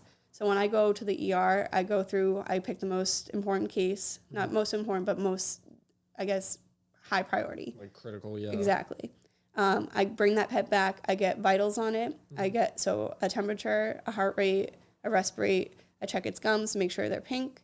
I see how stable they are, if they can walk, are they breathing okay. I get its weight, and then I hand the case off to a doctor. Okay. The doctor already has probably 4 or 5 other cases that they're trying to get through as well. So that doctor will take the case, and then in order that they get them and prioritized, we'll look at that animal. So even though I take an animal from someone in the ER does not mean it's getting seen right that second by a doctor unless that thing is a very high priority, so trying to die. So you triage who comes into like the rooms, exactly. And then the doctor will sort of triage like who do I need to see like right this second. Okay. Yeah. And then from there, the doctor will usually talk to the owner, come up with a treatment plan, go over costs, stuff like that, and then they give it back to us. So the same people who are going out and triaging animals to do the treatments. Okay. So now we're multitasking treatments and triage. Right. So it gets very, like, people sit there for a bit and they're like, well, you just came out and got someone else's pet 5 minutes ago, and then you just came out like 10 minutes ago and got someone else's pet, and then you didn't come out for like an hour. Right. It's because I'm probably doing treatments on a pet that needs treatments. This is a weird question. It's Sorry. okay. Just thinking of like, sitting in the waiting room. Do you guys have like a loading docks? Wrong. Is there like a back entryway? Like, if my dog got hit by a car, right? Okay, my options, I guess, are I throw him in my car, go to the vet. There's not like a dog ambulance, is there? Or like, not is to my there knowledge. Okay. You just drive as fast as you can to the vet. Okay. And then you run into the front desk, either if you can carry your dog with you, or we have a cart for larger dogs. So like dogs that we can't lift, we have like a little wheelie cart that we wheel out there and have to run through the doors. And that thing sucks to drive, but we got it there. Yeah. And then we wheel your pet out into the triage area. So that's something, hit by a car, bring it right on back. It's a code blue. Yeah. Because that animal has a chance of not dying sooner rather than later. I feel bad. There's a woman, gosh, I'm blanking on her name, but she was telling me she had I think it was a boxer, and I don't know if it's a common issue, but I guess it had some sort of, I don't know if it was a heart murmur or something. And boxer cardiomyopathy. Okay, that's a thing. It's a breathing, and that's why you do your research when you get your boxers and you do the health testing. Make sure they got echocardiograms and they got Holter testing, because that is a genetic issue with boxers. Can you pick that up like right away when they're born, or some of them were born with it. Okay. Some of them develop it. Okay. So animals that are born with murmurs, sometimes they can get surgically fixed because there's an issue with the heart. Okay. But a lot of times it's not. It's genetic and congenital. So yeah. So in her case, I want to say that was a baby, like 6 months old, and it started having some sort of, I don't know if it was like a seizure or there was clear sign where she needed to get the vet. Oxygen probably wasn't pumping through its system because the heart is having issues, so it's not pushing the air through the system. And yeah, and so it died in her car, like she was at a red light, like stuck in traffic trying to get to the, and it just that was it. It sucks, and that's why you gotta be very careful about where you get your dogs from. Backyard breeders don't do health testing. Yeah, they don't check. They just breed for the look. Here's a good dog for you. They are prone to it. They can develop it. It doesn't mean, say the parents had health testing and they were negative and they didn't have any heart issues. It can be, like passed down through the lines. It could skip a line. So you got to make sure you look through the lines and make sure the previous parents had health testing as well. And you just mentioned a minute ago about cost. Do you recommend insurance? I personally do. Yeah. So the most optimal time. You say personally, is there like a big split in the vet community about there it? There is, because some insurances suck. Okay. And they won't cover stuff. And they're like, it's pre-existing. So the most optimal time when there is no pre-existing conditions is before you either get the puppy to have it signed up or at its first appointment and it's cleared. Yep. After that, anything that happens is going to be considered pre-existing. So if you are like, oh, I'm going to sign up later, and then later happens and now your dog has a torn ACL, and they're never going to cover that. Right. There's some insurances after a year of having it, they won't consider it pre-existing, but your dog can't have that issue or go to the vet and be diagnosed with that issue. Yeah, so that's why we got it when they were babies. Cause it's if you're adopting, if you're adopting, get it before you even get the dog. Yeah. So that way it's a clean slate. You already have it. It does. Keep in mind, it doesn't kick in right away. So you got to get it before you have the animal. Is the best time, because if it comes with an issue, you're covered. Yeah. Your butt's covered. Because vet bills are ridiculous. And I agree. Even for myself, I can tell you, I feel so bad when I had to tell people prices and they're like, we can't afford that. Right. I'm like, this is, next alternative options. Some stuff doesn't have an option. So euthanasia is then considered. Yeah. Which really sucks. Because that animal, and people have so much pride sometimes that they won't give up the animal to give it a chance. Yeah. Because they don't want to be looked down at. They don't want someone else to own this animal. Right. It can't be owned by another person, they think, because it's only grown up with one person. And that's true for some animals, They just have their people, but at the same time, you got to keep in mind that may be the best option for certain situations. If you can't afford it and you don't have insurance, surrendering is always an option. You don't always have to jump right to euthanasia. Right. Yeah. Yeah, it's interesting that, like, some people might think, like, oh, I'd rather put it down than I could do. Yeah. Yeah, that's tough. Like, I've heard, too, like, I don't know if it's vets or just people, if you can't afford the vet care, don't get a puppy. Exactly. It's like, if you're going to get a puppy, just save up, beforehand. If you're even thinking about it, as you should. You shouldn't get a spur of a moment puppy. No. Pets shouldn't be Christmas presents for other people either, because you're not giving them a chance to prepare. Obviously, it's done with good intentions, but it can have fatal consequences. Yeah. So prepare beforehand. Put $1,000 or $2,000 away, because that inevitable broken leg or something, whatever reason you're going to the ER, it'll happen because you weren't prepared. Yep. If you're prepared, maybe it won't happen, because that's just how life works, But just to be prepared and, be able to, most places will just require a deposit, and that's nice. Another option is CareCredit. I really like recommending CareCredit to people, because it's a credit card for care purposes only. So you can use it for your own health, so dental, eyes, or you can use it for your pet. Okay. A lot of... I've never heard of it. Yeah, it's really cool. I really recommend it. And they can give you a line of credit. And they have a really good payback option, because you can do monthly payments like a credit card. Okay. But they have no interest if deferred within so many months. So no interest if you pay within 6 months, because however much you spend, that you get more time limit to pay off. Okay. And then within that, if you pay it off within that time limit, there's no interest. Yeah, so that's nice at least. But if you go past that... So if you don't have the money like that second. Exactly. But like, all right, 2 months I'm going to be... Exactly. I recommend it to get CareCredit and or plus or minus insurance at the same time, because some insurances you have to pay up front first and then you get reimbursed after, unless you get a approved estimate. Okay. So that's something you can consider as well. I really do recommend that. Okay. Yeah, insurance I know can be like. And there's a lot out there. Yeah, So you gotta do like shop and. you gotta do a lot of research. Yep. Look what's best for you. Look at the reviews. That's super important. Yeah, nothing. When considering a dog, nothing's like quick and on a whim. No. Everything has to be like calculated, researched. Yeah. And I mean, you just with any animal, really. If an animal happens to fall in your lap, just be prepared. Just do your research on the animal that it's falling in your lap, and then, be ready to pay money if you have to, because animals cost money. They're a luxury. They're not something you deserve. Yeah. Here's a story for you, and I'm not gonna name any names. I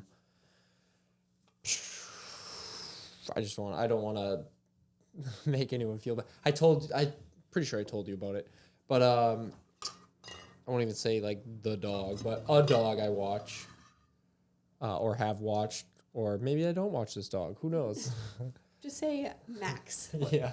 Let's call him Max. So Max and Molly can be the generic names here. Yeah, Max and Molly, perfect. So Max is a great dog, and he, in a nutshell, the owner put elastic bands to put socks on the dog because the dog was like licking his paws, and forgot about the elastic bands. Elastic bands cut the dog down. Like, if you look at the paw of a dog, do they all have dew claws on the front? Not all of them. Okay. It's sometimes breed dependent. Gotcha. But most dogs typically do, depending if the breeder removes them or not, because that's a thing that they do too. Interesting. Yeah. So basically, like, you get the paw, and then a little above is the dew claw, and like right below the dew claw was like the elastic band, and it cut like a 360 degree, just down to the bone. Mm-hmm.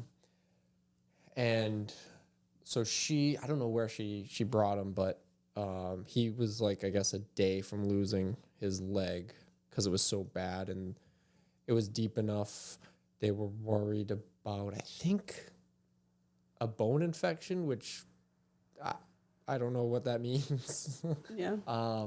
And so he got laser therapy, I believe, which, so again, if you don't have insurance, right, in this case, like hearing laser therapy, that sounds expensive. Like he was going in and getting like for the blood flow, and it's like, so here's a case where it was an accident. There was no ill intention, but it happened. But it's going to be expensive. Yeah. And you know what I mean? So, yeah, anyway, just crazy story. And I imagine that procedure is expensive. Probably a couple thousand, Yeah. And what can you do? It's not like you can say, no, I don't want to. People do. That's crazy. People do. And really? It's, we had a dog come in, Max. Mm-hmm. Max. It was a beagle. He actually came from my general practice to the ER where I happened to be after work. So I saw him earlier that day, and then he came in, had a foreign body. The dog lost 15, 20 pounds in the last month. Vomiting, not eating, diarrhea. Foreign body meaning like a tumor or something? So he ingested something. Oh, like a ball or a... Not sure what. Okay. The owner wasn't sure either, but he just bought a house. And so he couldn't afford, I think it was like $5,000 for the surgery. And so, a lot of people tried to see if we could get him to surrender, wasn't interested. He didn't want to take the, animal home and have him die at home because he was not doing well. And it was a very sweet beagle, and it was really hard. Wait, so what did he do? He just let it suffer? He euthanized. Okay. So people who can't afford treatments, euthanasia is a little cheaper. Yeah. I assume you wouldn't let the dog leave, right? Is it a matter they of can leave against medical advice, just like humans can. Okay. Because sometimes people will go and crowdsource. So they'll do like a GoFundMe. Right. Or we told him about CareCredit, but he doesn't have credit now because he just bought a house. Yeah. So unfortunately, untimely things happen. And it was, pretty costly because he probably was septic as well because it's been a month of having a foreign body. Stuff build up. Yeah. So he needed a lot of extensive stuff done. He was a sweet beagle, but the owner went with euthanasia. And if he did surrender the dog, is that it between them two? Is there any chance at him getting the dog back if he got money? Is there a chance to so I think it depends on the rescue. Some will try to help people. There's something called hope funds that people will donate towards, like, other people's vet bills. Okay. But usually when you surrender a dog, it's like ties are cut. Gotcha. But again, every rescue is different. They may do something for you. They may try to work with you. Some rescues will have their own, like, MSPCA in Boston has their own hospital attached. Okay, yep. So it's a rescue place that you can just bring your pet and be like, I'm willing, to pay can only pay a certain amount. Are you guys able to work with me? Stuff like that. Yeah. Okay. So there are other options. It's just hard finding those options. Right. Yeah. And sometimes that only option is euthanasia, sadly. That's unfortunate, yeah. Yeah, I know actually my friend, she fosters, and I met this, it's a pit bull, not to like add to the stereotypical fire, but had a pit bull that she like fostered. It found a home, but I think last week it like broke out of its yard and like attacked like another dog.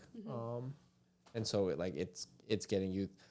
There's some other background I don't know about, like before she fostered it, but they had to like euthanize it, and it makes me sad sometimes knowing like not like it's very similar to humans. You can take a dog and you can beat it down to the point where you can't fix it. Yeah. You know what I mean? And Exactly. that's like so sad to me. Like, it's just like a human. You can beat them down till they just lose They shut it, down. Yeah. And that happens. And you got to keep in mind that certain breeds have certain characteristics which make them more prone to bite. And, dog aggression does run in a lot of pit bull breeds, that I don't want to single them out, but so doesn't biting is prone in healer breeds, border collies too. Like that's what they're bred to do. Same cattle dogs. Same thing with pit bulls. They were bred to fight originally. That's why they're the statue that they are. But it's a genetic thing, and it also is people aren't doing right by the dogs, so they end up in the foster rescue situation. And those people can only do so much before, sending it to a home or euthanizing or behaviorists.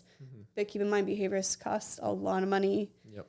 And it's a lot of time and effort. It's discouraging as, like, I feel bad for her because, like, she must feel some sort of type guilt. of way, Yeah. like, oh, did I do that? It's like, there's probably nothing. It was, like, too far. Exactly. By the time it reached her, it's like... It is probably too far. It's probably gone through a lot of people in their hand. Like, some dogs go through so many people and nothing sticks because it's no, repetition in its life. Yeah, routine. That's... Exactly. All dogs are just like, yeah. give me a routine. Exactly. Give a dog a routine and stimulation and, you'll get a happy dog. Yeah. So we're talking a little bit about, like, backyard breeders. So this is one that some people might get offended with. Sorry to all you French Bulldog lovers out there. So they're the second most popular breed of 2020, French Bulldog. I think Labs was the first, and it's always been like the first. So French Bulldogs and other, I imagine like regular Bulldog falls into this. I don't know about Boston Terriers, how bad it is for them, but obviously French Bulldog's known for breathing problems, mostly due to that squished face. And it seems like it's just getting more squished, worse and worse. I read that more than 80% of their births require artificial insemination and C-section. Yep. They've got back problems, hip problems, eye problems, jaw problems, skin problems, and teeth problems, which any dog could have, but probably not to their extent. Yeah.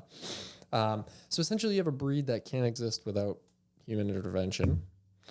Because I doubt if you have 20% of them able to actually have, like in some, like I don't know, that just can't. I just can't see it existing on its own. And then even if when they are born, right, they're just having this life filled with medical issues. And I guess I know this can be a little like tricky because it's a matter of like, well, just because it has a hard life doesn't mean it shouldn't exist. But so I guess all those health issues, are they, because I know you probably see so many of them, are they actually overblown, or do like French Bulldogs and Bulldogs really do have like serious life, you know, like I know that it's so easy to read like, oh, they have breathing problems. I guess like, in your opinion, is it ethical? Yeah, I'm trying to get it like, alive as is a it breed? moral and ethical to like keep them around? Are they truly? Is it fair to say that they are literally just born to suffer, or like, is it just a small majority of them? I guess I guess what is the real percentage of Frenchies that are just gonna like live awful lives based on like greedy breeding? Like, is it all of them? So I can't. So Like, it's such a. It's a hard question. I'm trying to like walk a line here of. So yes and no. I think to both. You know, with a responsible breeder, obviously you can get better. A lot of Frenchies right now are backyard bred. They're breeding for the crazy colors, the Merles, the Isabella, or something like that. Colors that aren't standard. So, and then they're not caring about other aspects that go with it. There's like a fluffy French Bulldog or Frenchie right now. Oh, really? Yeah, with long fur. And I'm like, I don't even want to get into that. So, so yes, I think they should exist as a breed. And I know that sounds crazy. No? They're brachycephalic, so meaning short-faced. There are breeders that do, breed healthy Frenchies. Obviously, they are more prone to allergies, which is the reason why they have a lot of skin issues. Okay. They're prone to eye issues, prone to breathing issues. A good breeder. Everything seems very crowded in that tiny little. And that's the issue with backyard breeders is they're breeding for the squish face.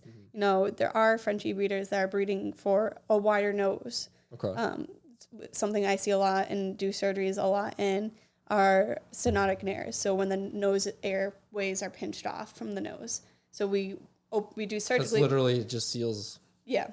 Pretty much. Any Frenchie you see with like a very slim little nose holes they have stenotic nares. Okay. So one of my vets specializes in Bulldogs and Frenchies and all those fun stuff. So we do a lot of surgeries at my hospital where we open up the nose holes. So they get a stenotic nares surgery.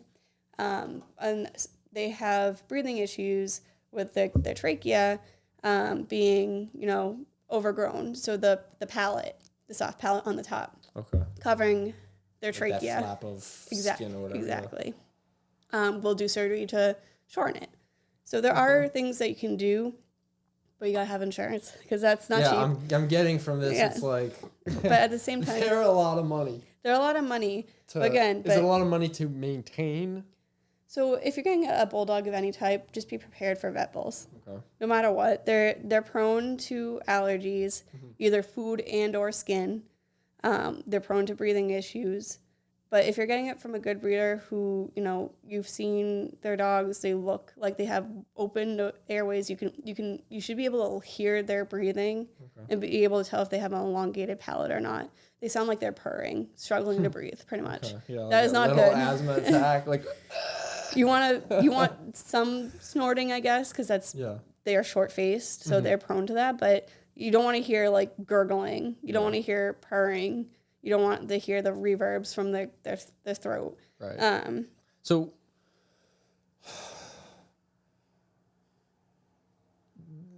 the bulldog, let's say compared to like I don't know, a boxer or like a Boston Terrier, like because I watch a Boston Terrier, and I mean he runs around like a maniac. He seems fine. Like he never really has like issues breathing, I guess. Oops, is that going? Yeah. So is it specifically like the bulldog breeds, or like, I mean, I know Boston Terriers can have the same like issues, but is it just less likely with like boxers and any breed that's brachycephalic, so short face, is going to be predisposed to breathing issues. Okay. So either early on, later on, the whole life, at some point they do typically have breathing issues. Boxers aren't as pushed in, but they do have, there's some boxers with really pushed in faces because they're overbred, and that's what the person was breeding for, is a pushed in face. So typically backyard breeder, that's a sign of it. If they're overbreeding for a certain aspect that isn't necessarily going to benefit the dog. You're breeding to benefit the dog, or to advance the breed, to have a better breed, trying to weed out those issues. So weeding out, breathing, elongated palates. So breeding dogs that have short palates, or the nose. That's a big thing, is the nose typically for those breeds is stenotic. So if you got a dog, say you're breeding, what you should do if you get a dog that has one of those issues is not breed that dog. Potentially. Right. Okay. Yeah. And I mean, I imagine a lot of the, again, you're going to have like that bell curve of like a lot of good ones. There's the great ones, and then there's the real garbage ones. Yeah. And I imagine the real garbage ones are just caring about like the money, how what much they can make back. From, yeah. Yeah. I watch a double Merle Australian Shepherd, and same thing. Like anytime the owner says it all the time, anytime he tries like herding and interacting, she's like, I could just kill the breeder right now. Yeah.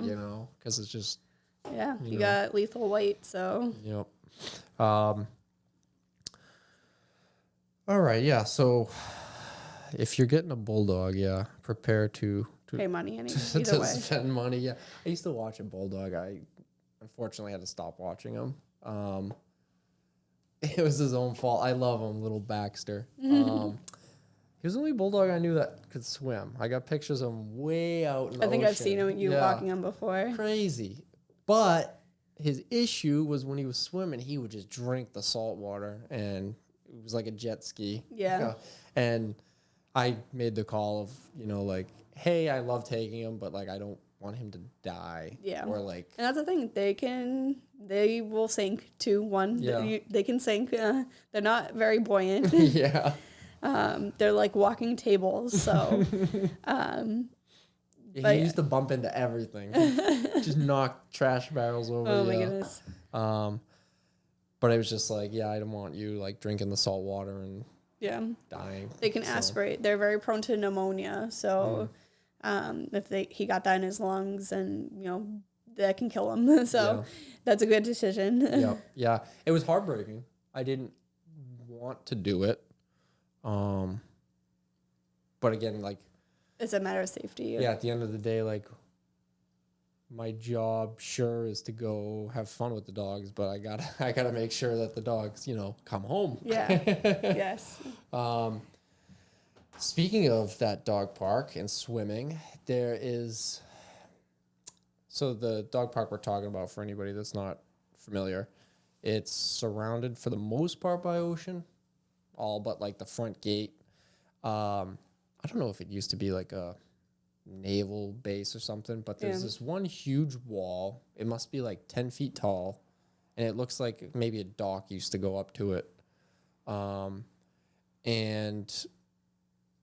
on the top of the wall, it's like, like there's land up there. You have to kind of go down around it to get down to the beach. But the tide will come in, and when it's super high tide, you can like jump off the wall into the water. And I'll have to put a picture of the wall in the video, but it's like a 10-foot wall. At the base, there's like a rock seawall, And this one dog, I wasn't there, but dog jumped off, I think thinking like high tide. It was not high tide. Like there was water kind of covering these rocks. It landed and like snapped both of its front legs, and the owner had to like run, get it, run to the car.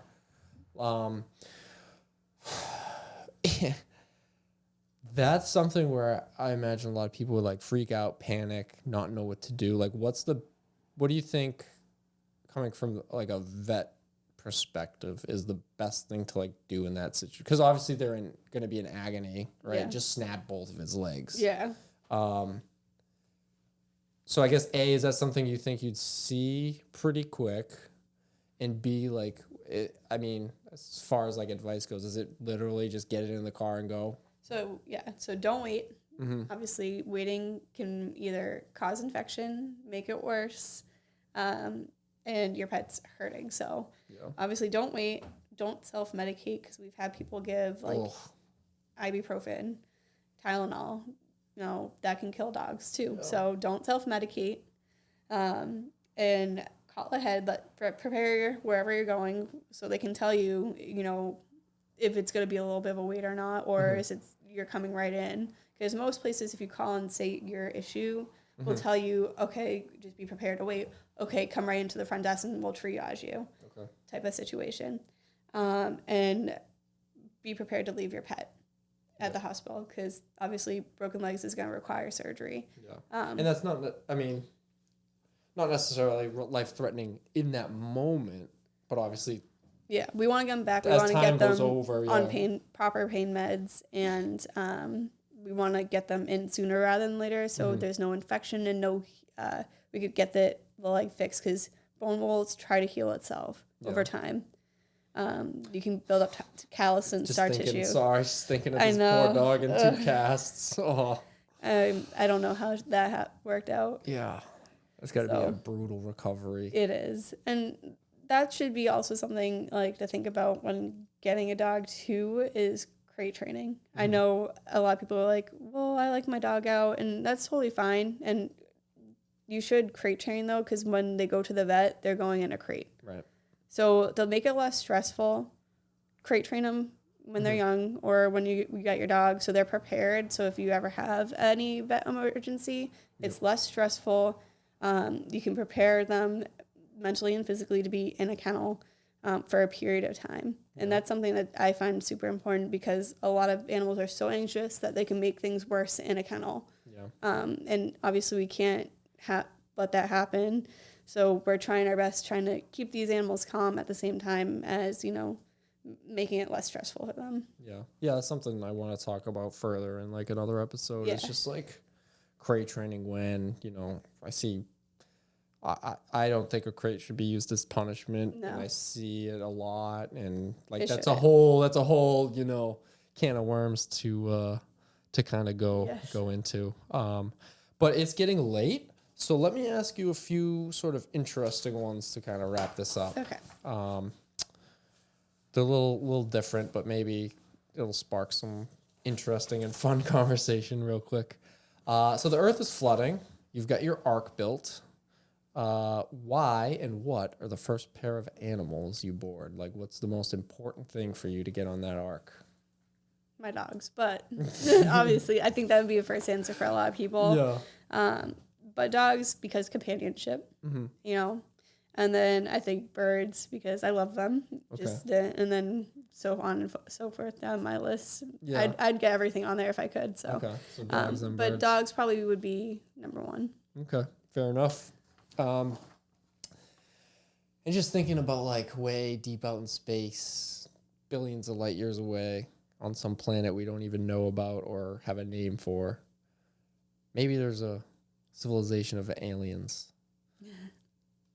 And I imagine if you're going to have life, and this is such a deep question that would require so much time, but if you're going to have life, I imagine you're going to have a variety of not necessarily, right? If a cell's alive, I don't know. But let's say they've got, or not let's say, do you think maybe aliens way out, maybe have like domesticated animals, pets, vets, or do you think a world like ours, and it would probably be totally different than ours? Well, sorry, this is just I'm thinking of so many different like holes that this conversation could go down. So let me narrow it down to: do you think aliens have domesticated animals, pets, and vets? And what do you think our world would look like without domesticated like any, like not cows, no, like if or not that there wouldn't be cows, but maybe they wouldn't be domesticated. Do you think it would be possible for human civilization to thrive? Or is that a requirement, do you think?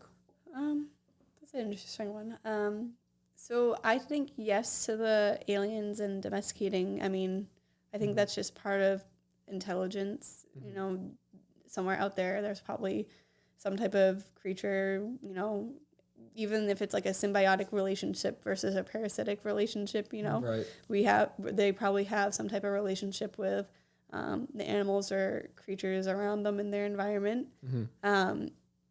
That's maybe, I don't know. It just depends on how civilized and, you know, how much intelligence they have. I know, obviously we have no no idea because we don't know. But for us with nothing, I feel like it'd be kind of cold and lonely because there's some people that, you know, only have their cat, only have their dog because they can't make social interactions. Maybe they could without those things, but there's so many like personalities out there that aren't people person maybe. There we go. That, you know, feel happier. I mean, animals elevate our experience in life, or they should. Right. So I feel like it'd be kind of cold and lonely and kind of harsh to a certain degree. Yeah, it would be like, I mean, just thinking about like I know milk, it would be like that might be a struggle to get milk. I mean, like, we probably wouldn't even have milk. We'd just we might be ourselves super primitive just because we, you know what I mean? Who knows? I mean, what do gorillas eat? So maybe that would be us. I don't know. True. If we have the intelligence that we do now, I don't think we would be able to cope without animals to some sort of degree. Yeah. Awesome. Well, that'll wrap it up just because, that's been at least 2 hours. So that was a good conversation. And I guess we'll see you on the next one. Yeah. There you go. Awesome. Yeah. Stay tuned for Courtney interviewing me.